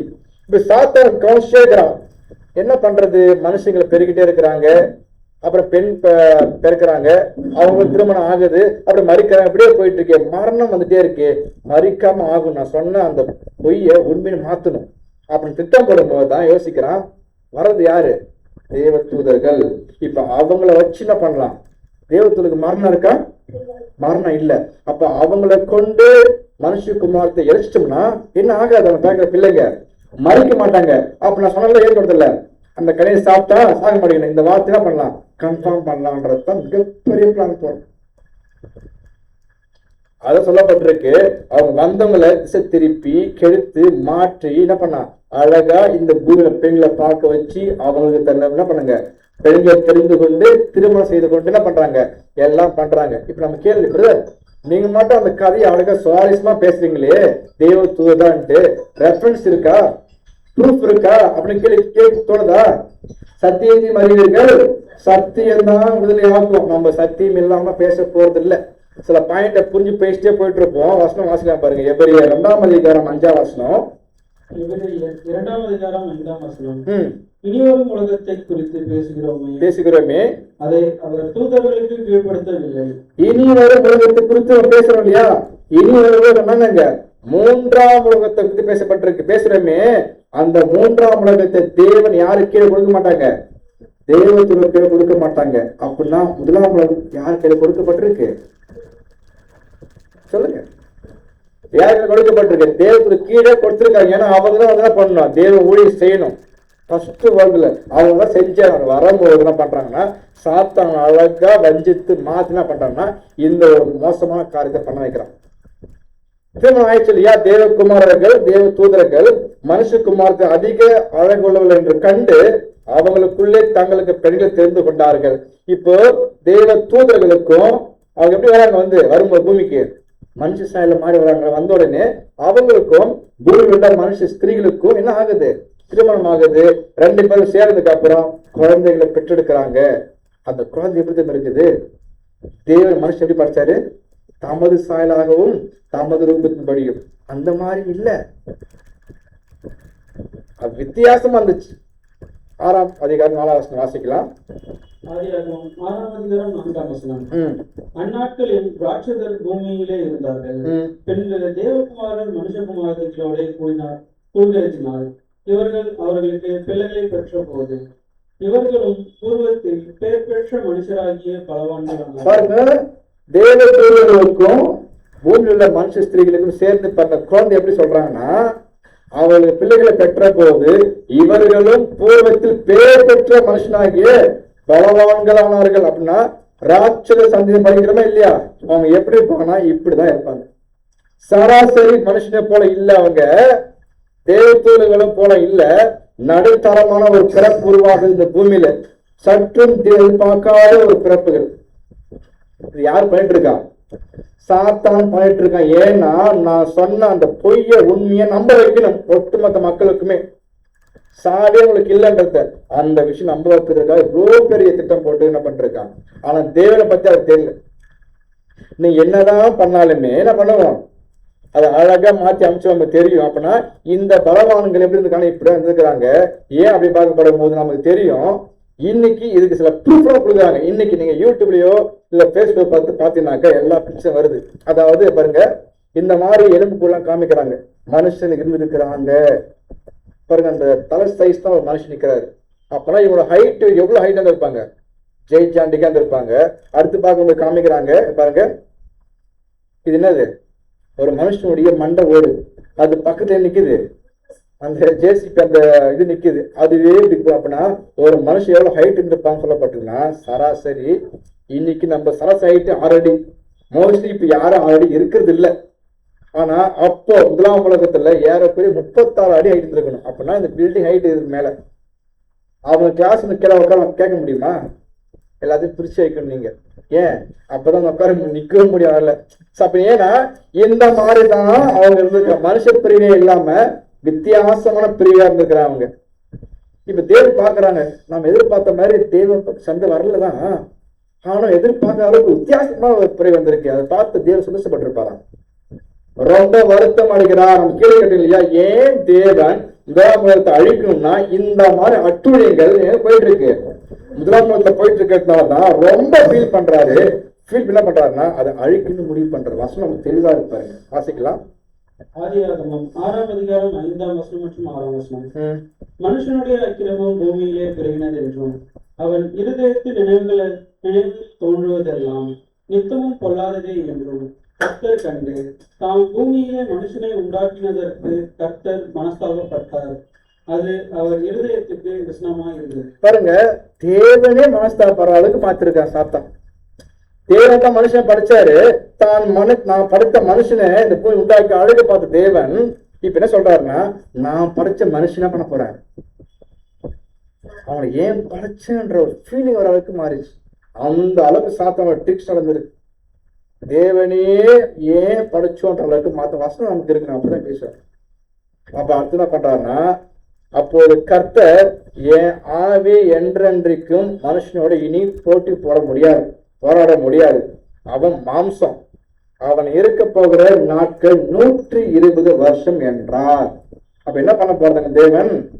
இந்த மனுஷன் பண்ண போறாங்க 120 வருஷம் தான் இருக்க போறான். அது என்ன பண்ண போதில்ல, நான் போட்டி போட்டு போட போறது கன்ஃபார்ம் பண்றது.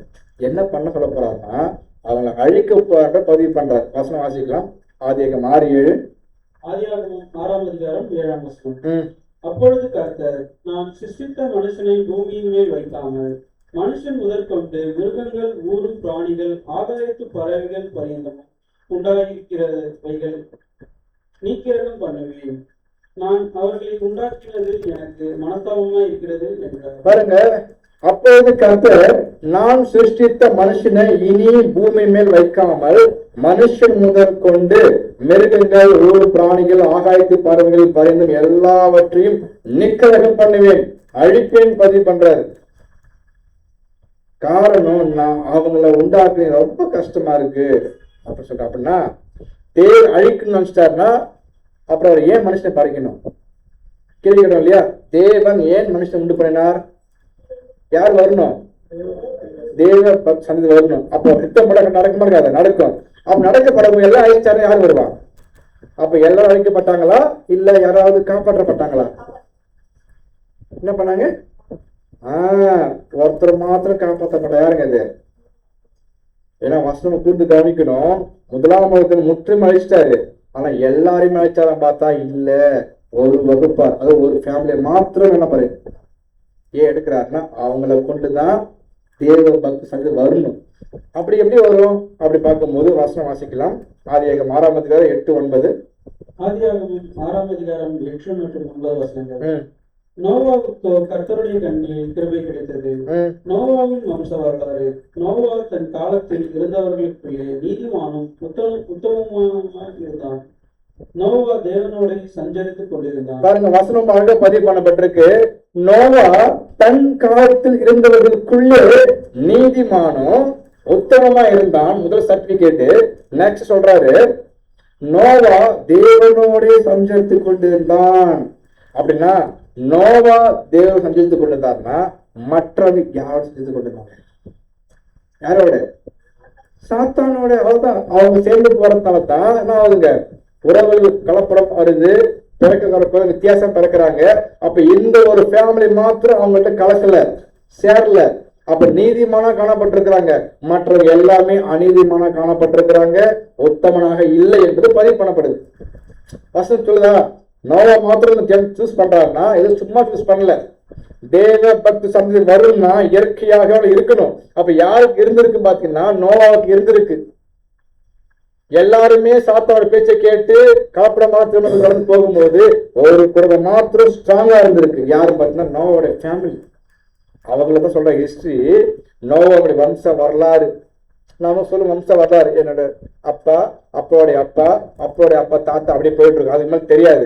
ஆனா இங்க பாருங்க, நோவோட ஹிஸ்டரின்னு பார்த்தோம்னா அந்த காலத்துல எவ்வளவு மக்கள் இருந்திருப்பாங்க. அந்த எல்லா மக்களை காட்டிலும் நோவா மட்டும்தான் நீதிமான், உத்தமன். ஏன்னா அவர் மட்டும்தான் தேவனோடைய கம்யூனிகேஷன் பண்ணிட்டு இருக்கிறார். மற்றவங்க எல்லாமே தேவனை விட்டு என்ன பண்றாங்க? அவன் காட்டின வழிகளை போயிட்டு மாறி மாறி என்ன பண்றாங்க? ராட்சசம் உருவாக்கப்பட்டிருக்கு. இப்ப தேவன் கன்ஃபார்ம் பண்ணிட்டாங்க, நிக்கராக பண்ண போறேன், அழிக்க போறேன், மனஸ்தாபம் என்ன பண்ண போற? அழிக்க ஆரம்பிக்கிறாங்க. அழிக்கிறதுக்கு முன்னாடி டக்குன்னு அழிச்சிக்கலாம்ல. இதே சொல்றாருன்னா மனுஷன் மாம்சம் தானே, அவன் இருக்க போற 120 வருஷம் சொன்னார் இல்லையா? ஏன் 120 years அவர் சொல்றாரு? என்னவா இருக்கும்? ஏன் 120 வருஷமா இருக்கணும் அப்படின்னு பாத்தீங்கன்னாக்கா, அந்த 120 வருஷமே என்ன பண்ண சொல்ல போறாருனாக்கா, தேவன் நோவா கிட்ட ஒரு பேழையை கட்ட சொல்றார். இந்த பேழையை கட்ட சாதாரண விஷயம் இல்ல. தேவன் நினைச்சா நொடி போது அழிச்சிருக்க முடியும். ஆனா ஏன் டக்குன்னு அழிக்க அப்படின்னு பாத்தீங்கன்னா, என்ன வரப்போகுது பார்த்தா மிகப்பெரிய ஜலத்துல வரப்போகுது. அப்படின்னா முழுக்க முழு தண்ணி இறப்ப போறோம். நோவா எங்க வைப்பீங்க போயிட்டு? அப்ப தேவன் மிகப்பெரிய பிளான் பண்றாங்க. அப்படின்னா நோவா சொல்லி ஏறக்குரிய இந்த பேழை 120 வருஷம் கட்டப்பட்டிருக்கு. நான் நினைக்கிறேன் சின்ன பேழை கிடையாது இது. இன்னைக்கு பார்த்து படிக்கிறோம் இல்லையா? இருக்கிறது பெரிய பிளைட் இருக்கு இல்லையா, ஏர் பஸ். அது மாதிரி 3 ஏர் பஸ் கேட்கலாம். அந்த அளவுக்கு பெருசு எதுங்க? நோவாவுடைய பேழை. இதுக்காகத்தான் 120 வருஷம் அந்த பேழையை கட்டணும்னா சாதாரண இல்ல. அப்ப நோவாவும் சிங்கள கட்டிருக்க முடியுமா அந்த பேழைய? இப்ப யார் சப்போர்ட் பண்ணிருக்கணும்? அங்க இருந்து மக்கள் சப்போர்ட் பண்ணி கட்டிருக்கணும், கூலி வாங்கிட்டு போயிருப்பாங்க. ஆனா அவங்களுக்கு தெரியாது. நம்ம அடுத்த படிக்க போறோம், வாசிக்கலாம். ஆதியாகமம் 7ஆம் அதிகாரம் 13 மற்றும் 14. அன்றைய தினமே நோவாவும் நோவாவின் குமாரராகிய சேமும் காமும் யாபேத்தும் அவர்களுடனே கூட நோவாவின் மனைவியும் அவன் குமாரரின் 3 மனைவிகளும் பிழைக்குள் பிரவேசித்தார்கள். அவர்களோடு ஜாதி ஜாதியான சகலவித காட்டு மிருகங்களும் ஜாதி ஜாதியான சகலவித நாட்டு மிருகங்களும் பூமியினை ஊறுகிற ஜாதி ஜாதியான சகலவித ஊரும் பிராணிகளும் ஜாதி ஜாதியான சகலவித பறவைகளும் பலவிதமான சிறகுகள் உள்ள சகலவித பட்சிகளும் பிரவேசித்தன. பாருங்க, ஏன் இந்த பேரை இவ்வளவு பெருசு கட்டணும் நம்ம கேட்டனா, நோவா மொத்தம் எத்தனை பேர் அவன் குடும்பம் அது கன்ஃபார்ம் பண்ணிக்கலாம். நம்ம எங்க பைபிள் படிச்சிருக்கோம். நோவா மற்றும் அவனுடைய மனைவி, அப்புறம் சேம் காமையா 3 பிள்ளைகள், 3 பிள்ளைகளுடைய மருமகள், மொத்தம் எத்தனை பேரு? 8 பேர். மொத்தம் 8 பேருக்கு எது இவ்வளவு பெரிய பேழை? சின்ன பேரை என்ன பண்ணிக்கலாம் உள்ள போகல அப்படின்னு என்ன சொல்றாருன்னா, அழிக்கப்பட முடிவு பண்ண தேவன் அந்த 8 பேர் மாத்திரம் காப்பாத்துறாரு. அது மட்டும் இல்லாமல் எல்லா மிருக ஜீவன்களும் பண்ணும்ல ஏத்தணும். ஏத்தி ஏறக்குரிய 120 வருஷம் என்ன பண்ணத கட்டி முடிக்கிறதுக்கு தேவை எல்லா விதமான மெட்டீரியல், சாப்பாடு எல்லாம் கொண்டு போய் அடுக்கணும். உதாரணத்துக்கு நம்ம அடிக்கடி பெருசு பேசுறதுதான் யானை இருக்குல்ல, யானை 3 வேளை சாப்பிடும் இல்லையா, விட்டுருங்க. இப்ப நம்மளுக்கு கேள்வி, ஒரு வேளைக்கு எவ்வளவு சாப்பிடும்? ஒரு வேலைக்கு ஃபர்ஸ்ட் ஒரு வேலைக்கு வீட்டுலாம் சாப்பிடுமா? பெருசா கொடுக்கணும். அப்ப நான் ஒரு வேலைக்கே கொடுக்கணும்னா 3 வேலைக்கு இங்க பாருங்க 7 ஜோடி, ஒவ்வொரு மிருகங்களிலும் 7 ஜோடி உள்ள போகணும்னா எல்லா மிருகங்களும் உள்ள போய் தேவன் உள்ள கொண்டு போயிருக்காரு. அதை பாருங்க, எல்லா மிருகம் உள்ள போகணும்னா உள்ள என்ன பண்ண போயிட்டு அவ்வளவு பெரிய பேழை கட்டணும். அதுக்கான சாப்பாடு எதுங்க? இத்தனை வருஷத்துக்கு கப்பல் டிராவல் பண்ணது இல்லையா, அத்தனை வருஷத்துல எல்லா சாப்பாடு எங்க போய் ஸ்டோர் பண்ணுவீங்க? அப்ப இப்ப எல்லா மிருகத்துக்கும் சாப்பாடு, இந்த 8 பேருக்கும் சாப்பாடு, அப்ப அவங்க தங்கணும், எல்லா வசதியும் செய்திருக்கு தான் இத்தனை வருஷம். இத்தனை வருஷம் ரெடி பண்ணி முடிச்சதுக்கு அப்புறம் தான் என்ன பண்றாருன்னா கடைசியா படிக்கலாம். ஆதியாகமம் 7ஆம் அதிகாரம் 15 மற்றும் 16 வசனங்கள். இப்படியே ஜீவ சுவாசமுள்ள மாம்ச ஜந்துக்கள் எல்லாம் ஜோடு ஜோடாக நோவாவிடத்தில் பேழைக்கு பிரவேசித்தன. தேவன் அவனுக்கு கட்டளையிட்டபடியே ஆணும் பெண்ணுமாக சகலவித மாம்ச ஜந்துக்களும் உள்ளே பிரவேசித்தன. அப்பொழுது கர்த்தர் அவனை உள்ளே விட்டு கதவை அடைத்தார். பாருங்க, எல்லாவற்றும் செஞ்சு முடிச்சதுக்கு அப்புறம் கர்த்தர் அவனை உள்ளே விட்டு லாஸ்டா போயிருக்காரு. நோவா போனதுக்கு அப்புறம் கதவை யார் பூட்டுற? நோவா பூட்டல, யார் பூட்டுறாருங்க? கர்த்தர் அவனை உள்ளே விட்டு கதவை அடைக்கிறார். எல்லா மிருக ஜீவன்களும் நோவோட குடும்பம் எல்லாம் உள்ள போயிடுச்சு. எல்லாம் போனதுக்கு என்ன பண்றாங்க? தேவனே கதவை அடைக்கிறான் பாக்குறோம். இந்த பேழைக்குள்ள பார்த்தோம் இல்லையா, இந்த மாதிரி இருந்திருக்கும். அது எல்லா மிருகங்களும் வைக்கிறதுக்கான தங்க வைக்கிற இடங்கள், அதுக்கான ஃபுட்டு வைக்கிற பிளேஸ். ஏன் இவ்வளோ நீட்டா கட்டணும்னா எல்லா மிருகம் தங்கணும்ல, எல்லாரும் சாப்பிட வைக்கணும்ல, இப்ப இவங்களும் ஜீவிக்கணும்ல அப்படின்றதுக்காக தான். இப்ப அடுத்த கேள்வி, இந்த பேரை நோவா கட்டிருப்பார்ல, கட்டல் மக்கள் கேள்வி கேட்டிருப்பாங்கல்ல, நோவா நீங்க என்ன பண்ணிட்டு இருக்கீங்க, ஏன் நோவா இந்த பேழையை கட்டினு இருக்கீங்க அப்படி கேட்கும்போது சொல்லி நோவா சொல்லியிருப்பாரு, மழை வரப்போகுதுப்பா தேவன் கட்ட சொல்றாருன்னு அவங்க ஃபர்ஸ்ட் பண்ணிருப்பாங்க, சிரிச்சிருப்பாங்க. ஏன்னா முதலாவது மழையே வந்தது கிடையாது, வராத போய் நோவா வருன்றாரு, என்ன இருக்கு புடிச்சு போச்சா பேசிருப்பாங்களா? பாருங்க, ஒரு நகைச்சுவையா இருந்திருக்கு அவங்களுக்கு. மழையே நம்ம இதுக்கு பார்த்துல மழைன்னா தெரியாது, மழை வரப்போது சொல்லிட்டு ஒரு ஆளு இவ்வளவு பெரிய போட்டு இப்ப பேழையை கட்டி இருக்கிறாரு, இதுக்கு வர இவ்வளவு கூலி வர கொடுத்துட்டு இருக்கிறாரு, என்ன ஒண்ணும் புரியலையே, கேள்வி கேட்டு நகைச்சிருப்பாங்களா? கேள்வி பண்ணிருப்பாங்களா? இதெல்லாம் பண்ணிருப்பாங்க. ஆனா அவங்களுக்கு தெரியாது ஒரு நாள் கட்டாயமா மழை வரும். அப்படின்னா மக்கள் அந்த அளவுக்கு ரொம்ப சுகபோகமா இருந்திருக்காங்க. ஆனா தனியாலாம் கட்டல, நமக்கு தெரியும். ஏன்னா அவங்க போட்டு கட்டணும்னா, பேழையை கட்டணும்னா யாரு கத்துக்கணும்? எல்லா மக்களும் கட்டிருப்பாங்க, எல்லாம் கூலி வாங்கிட்டு போயிருப்பாங்க. ஓகே, நமக்கு என்ன அதே கட்டு போட்டோம், பணம் அதிகமா இருக்கு கட்டுறாரு, நமக்கு வருமானம் போச்சு வாங்கிட்டு போயிருக்கலாம். ஆனா பாருங்க, இந்த விஷயங்கள் கதை அடைக்கிறா இல்லையா, வருஷத்துக்கு அப்புறம் தெரியுது மிகப்பெரிய அழிவு வர போறது. வசனம் வாசிக்கலாம். ஆதியாகமம் 7ஆம் அதிகாரம் 11ஆம் வசனம். ஆதியாகமம் 7ஆம் அதிகாரம் 11ஆம் வசனம். நோவாவுக்கு 600ஆம் வயதாகும் வருஷம் 2ஆம் மாதம் 17ஆம் தேதியாகிய அந்நாளிலே மகா ஆழத்தின் ஊற்றுக்கண்ணெல்லாம் பிளந்தன, வானத்தின் மதகுகளும் திறவுண்டன. மகா ஆழத்தின் ஊற்றுக்கண்கள் நம்ம ஃபர்ஸ்ட் படிச்சோம் இல்லையா, ஒரு பூமி எப்படி படைக்கப்பட்டுச்சுன்னா முழுக்க முழுக்க தண்ணீர். அதுக்கப்புறம் என்ன பண்றாங்கன்னா மனுஷன் குடியிருப்புக்காக ரெண்டா பிரிக்கிறாங்க. ஜலத்தை என்ன பண்றாங்கன்னா ஆகாயத்துக்கு மேல ஜலம் போகணும், அப்புறம் கீழே பிரிச்சிட்டாங்க. இப்ப என்ன பண்றாருன்னா மக்கள் மிகுதியா பாவங்கள் செய்யறதுனால வஞ்சிக்கப்பட்டு சாத்தனை பின்பற்றி போயிட்டு என்ன பண்றாங்க, அந்த ஒரு ஆட்சி சந்தையை மாறு வர்றதுனால மாஸ்தாப்பட்டு அழிக்க ஆரம்பிக்கிறாரு. அழிக்கும் போது என்ன பண்றாருன்னா மகா ஆழத்தின் ஊற்றுக்கண்கள் திறக்குது.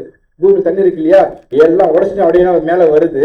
அடுத்து பாருங்க, வானத்தின் மதகுகள் பார்த்தோம் இல்லையா, மேல தண்ணி இருக்குது, எல்லாம் அப்படியே கீழே கொட்ட ஆரம்பிக்குது. இந்த எத்தனை நாளுங்க? 40 நாள் ஏறக்குறைய இரவும் பகலும் கண்டினியூவா மழை. 2 days மழை பெய்ய தர தண்ணிக்கு பாத்தீங்களா? 2 நாளைக்கு அப்படின்னா 40 நாள் கண்டினியூ 24/7 சொல்ல அந்த மாதிரி ஃபுல்லா ஃபுல் மழை. அதே மேல தண்ணி ஃபுல்லா பிறந்து ஊத்துறாரு. வானத்தின் மதகு பூமி ஊற்றுக்கும் திறகு ஃபுல்லா தண்ணி வர எப்படி இருக்கும்?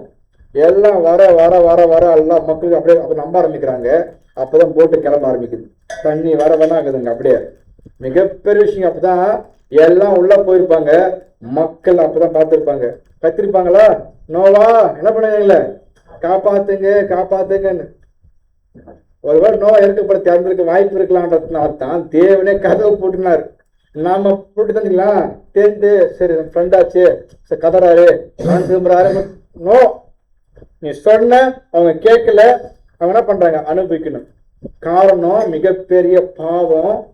தேவனுக்கு விரோதம் செய்யப்பட்ட விஷயங்களுக்காக தான் தேவன் என்ன பண்றாங்க? எல்லா மக்களையும் முதலாம் உலகத்தை சலப்பரல அப்படின்னா தண்ணீரை வச்சு முழுக்க முழுக்க அழிக்கிறாங்க. எல்லா மக்களும் மதிச்சிருப்பாங்க. யாரா தப்பிச்சிருப்பாங்களா?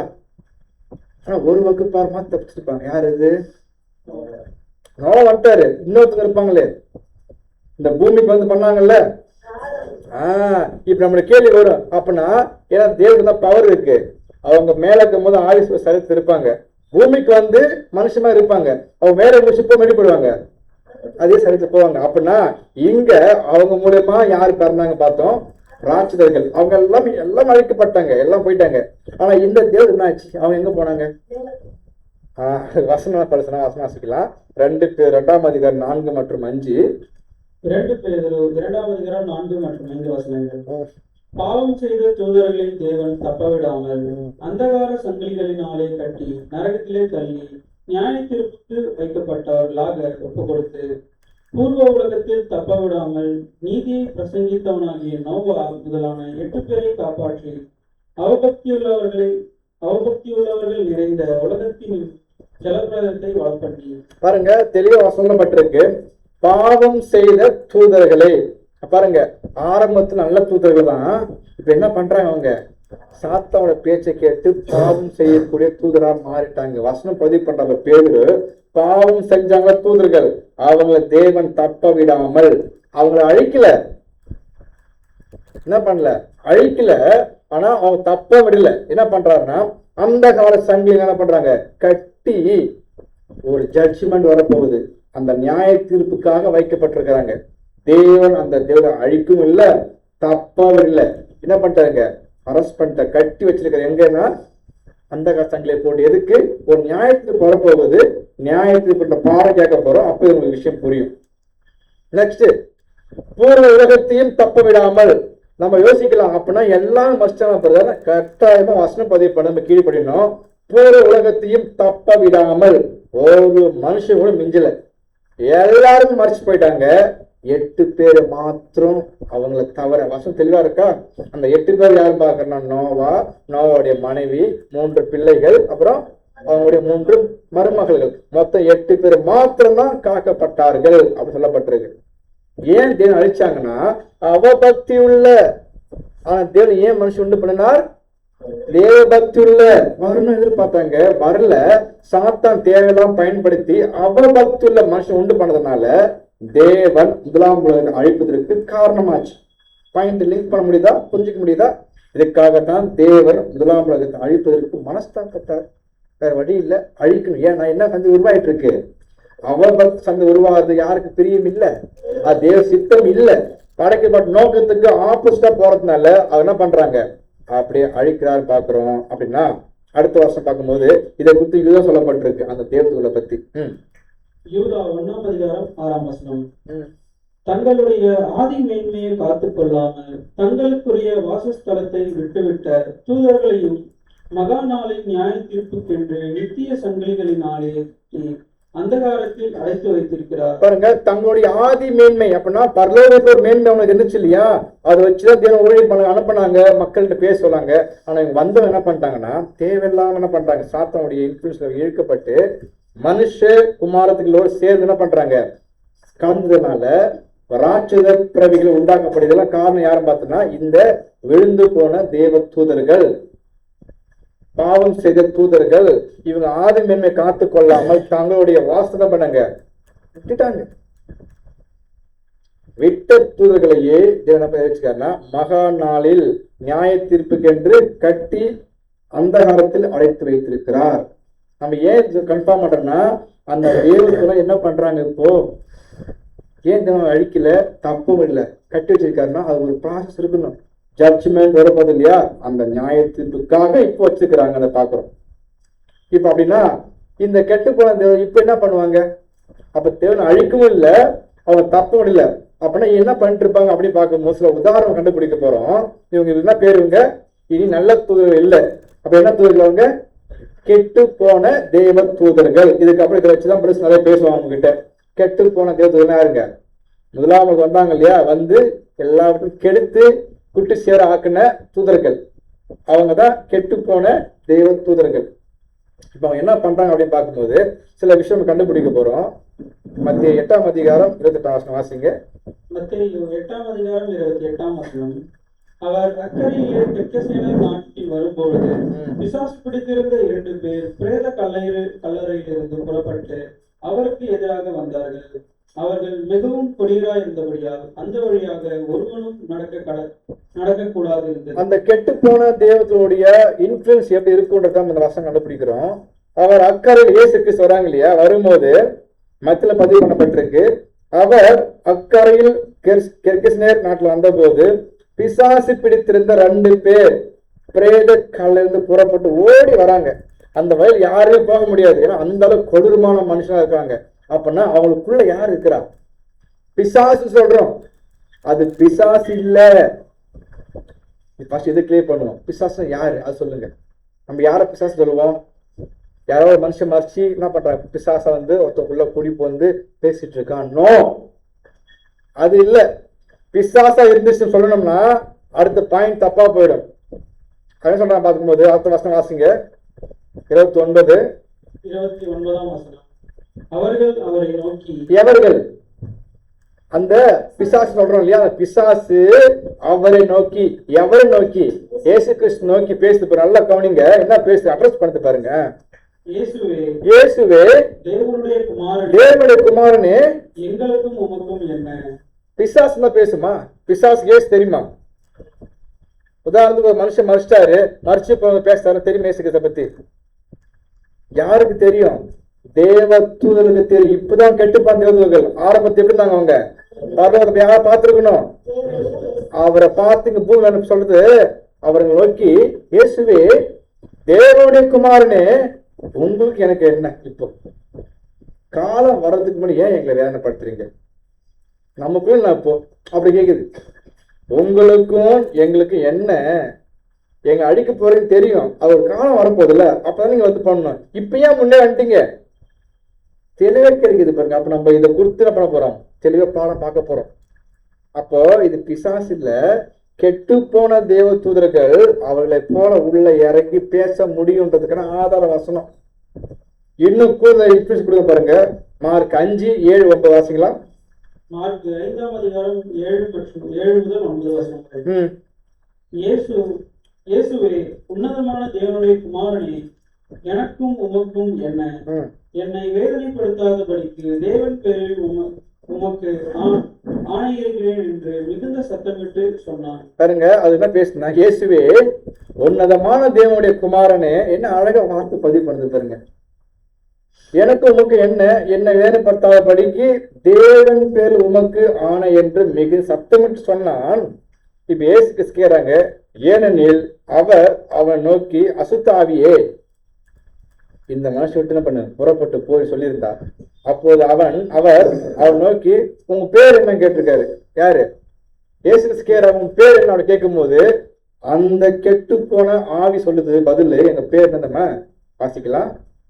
வாசனம். அப்போது அவர் அவனை நோக்கி, பேர் என்ன என்று கேட்டார்.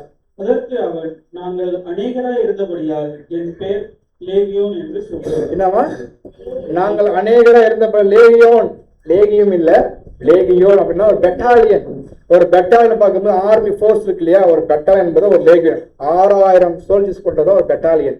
அப்பனா நாங்கள் அநேகர் இருக்கப்படினாலே எங்க பேர் லேகியோன்னா ஒரு மனுஷங்களை எத்தனை தெரிஞ்சுக்கணும்? 6000 கெட்டு போன தேவதூதர்கள். எப்பேற்பட்ட ஒரு தாக்கம் பாருங்க. நெக்ஸ்ட் இன்னும் கூடுதல் இன்ஃபர்மேஷன், மார்க் 1:24. நீங்க வசனம் எல்லாமே பாக்குறீங்க, நீங்களும் படிச்சு பார்க்கணும். இவங்க பேசுறது எல்லாம் வசனம் தானா செக் பண்ணி பார்க்கணும். அதான் சொல்லணும் அடிக்கடி, சத்தியத்தின் அறிவுக சத்தியம் நம்மளை விழிப்படை செய்யும். எது சத்தியம் அப்படின்னு தற்காத்து கொள்ளும், ஆர்வத்தை உண்டு பண்ணும். வாசிக்கலாம். மார்க் 1:24.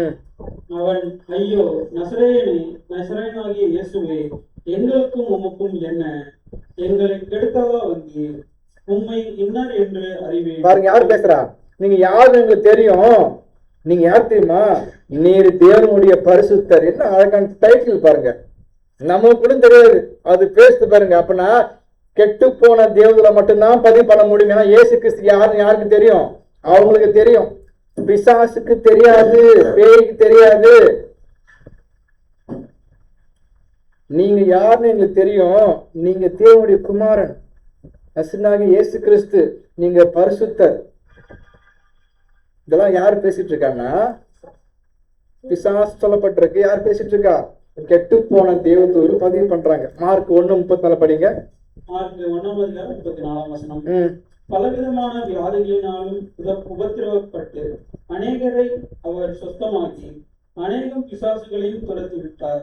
அந்த பிசாசுகள் தம்மை அறிந்தபடியினால் அவைகள் பேசுகிறதற்கு அவர் இடம் கொடுக்கவில்லை. போற இடம்புல அற்புதம் அடையாளம் நடக்கிறதுனால எல்லாம் பேச ஆரம்பிச்சிருது. இப்ப யாருன்ட்டு இப்ப என்ன பண்றாருன்னா, அவங்கள பேசுறதுக்கு என்ன பண்ணல, அவரு இடம் கொடுக்கல. பட்டு முடிச்சு கிளம்புற. ஏன்னா அது என்ன அட்ரஸ் பண்ணது, இவர் யாருன்ட்டு. இதை குறித்தம் தனியா படிப்போம். ஓகேங்களா? இதெல்லாம் ஏன் பாக்குறேன்னா, தேவன் முதலாம் உலகத்தை எல்லாரும் அழிச்சார் இல்லையா? இந்த தேவதை மாத்திரம் ஏன் அழிக்கலன்னா, அவங்க என்ன பண்ணுறாங்கன்னா, போகும்போது ஆவிக்கு செலுத்திருக்கிறதுனால தப்பவிடல, அழிக்கும் இல்லை, ஆனா கட்டி வச்சிருக்கிறாங்க. இப்ப அவங்களுடைய இன்ஃபுளுன்ஸ் இந்த பூமியில எப்படி நடக்கும்ன்றதுலாம் ஆதாரம் பார்த்துட்டு இருக்கோம். இன்னும் எப்படி நடக்கும் பார்க்கப்படும் போது எபேசியர்ல அப்போஸ்தலன் பவுல் பதிவு பண்றாரு. வசனம் வாசிக்கலாம். எபேசியர் 6:11 மற்றும் 12. நீங்கள் பிசாசின் தந்திரங்களோடு எதிர்த்து நிற்க திராணியுள்ளவர்களாகும்படி தேவனுடைய சர்வாயுத வர்க்கத்தையும் தரித்துக் கொள்ளுங்கள். ஏனெனில் மாம்சத்தோடும் இரத்தத்தோடும் அல்ல, துரைதனங்களோடும் அதிகாரங்களோடும் இப்பிரபஞ்சத்தின் அந்தகார லோகாதிபதிகளோடும் வானமண்டலங்களில் உள்ள பொல்லாத ஆவிகளின் சேனைகளோடும் நமக்கு போராட்டம் உண்டு. வசனம் சொல்லப்பட்டிருக்குன்னா, நமக்கு மாம்சத்தோடும் அர்த்தத்தோடு மாத்திரம் கிடையாது, துரைத்தனங்களோடும் அதிகாரங்களோடும் இப்பிரபஞ்சத்தின் அந்தகார லோகாதிபதி பார்த்தோம் இல்லையா? அட்மாஸ்பியர் இருக்காங்க இல்லையா?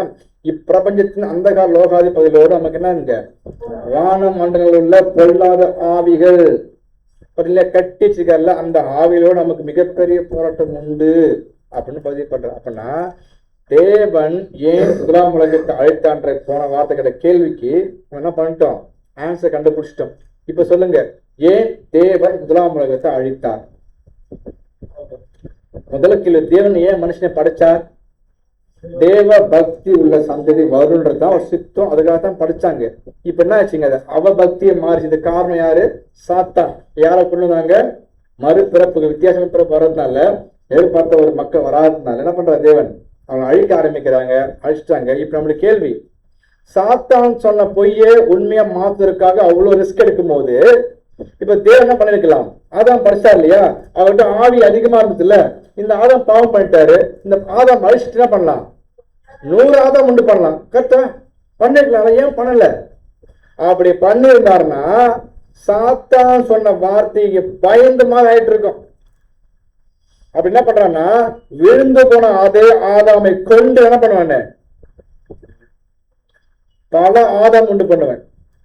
அதாவது விழுந்து போட்டார் இல்லையா, அவரை கொண்டுட்டு புதுசா உருவாக்கி சொல்லிக் கொடுத்த விட விழுந்து போன ஆதாமையே வச்சு அவர் மூலமாக பல ஆதாம் உண்டு பண்ணி என்ன பண்ணுவேன், காமிக் பண்ணுறது எவ்வளவு சேலஞ்ச்.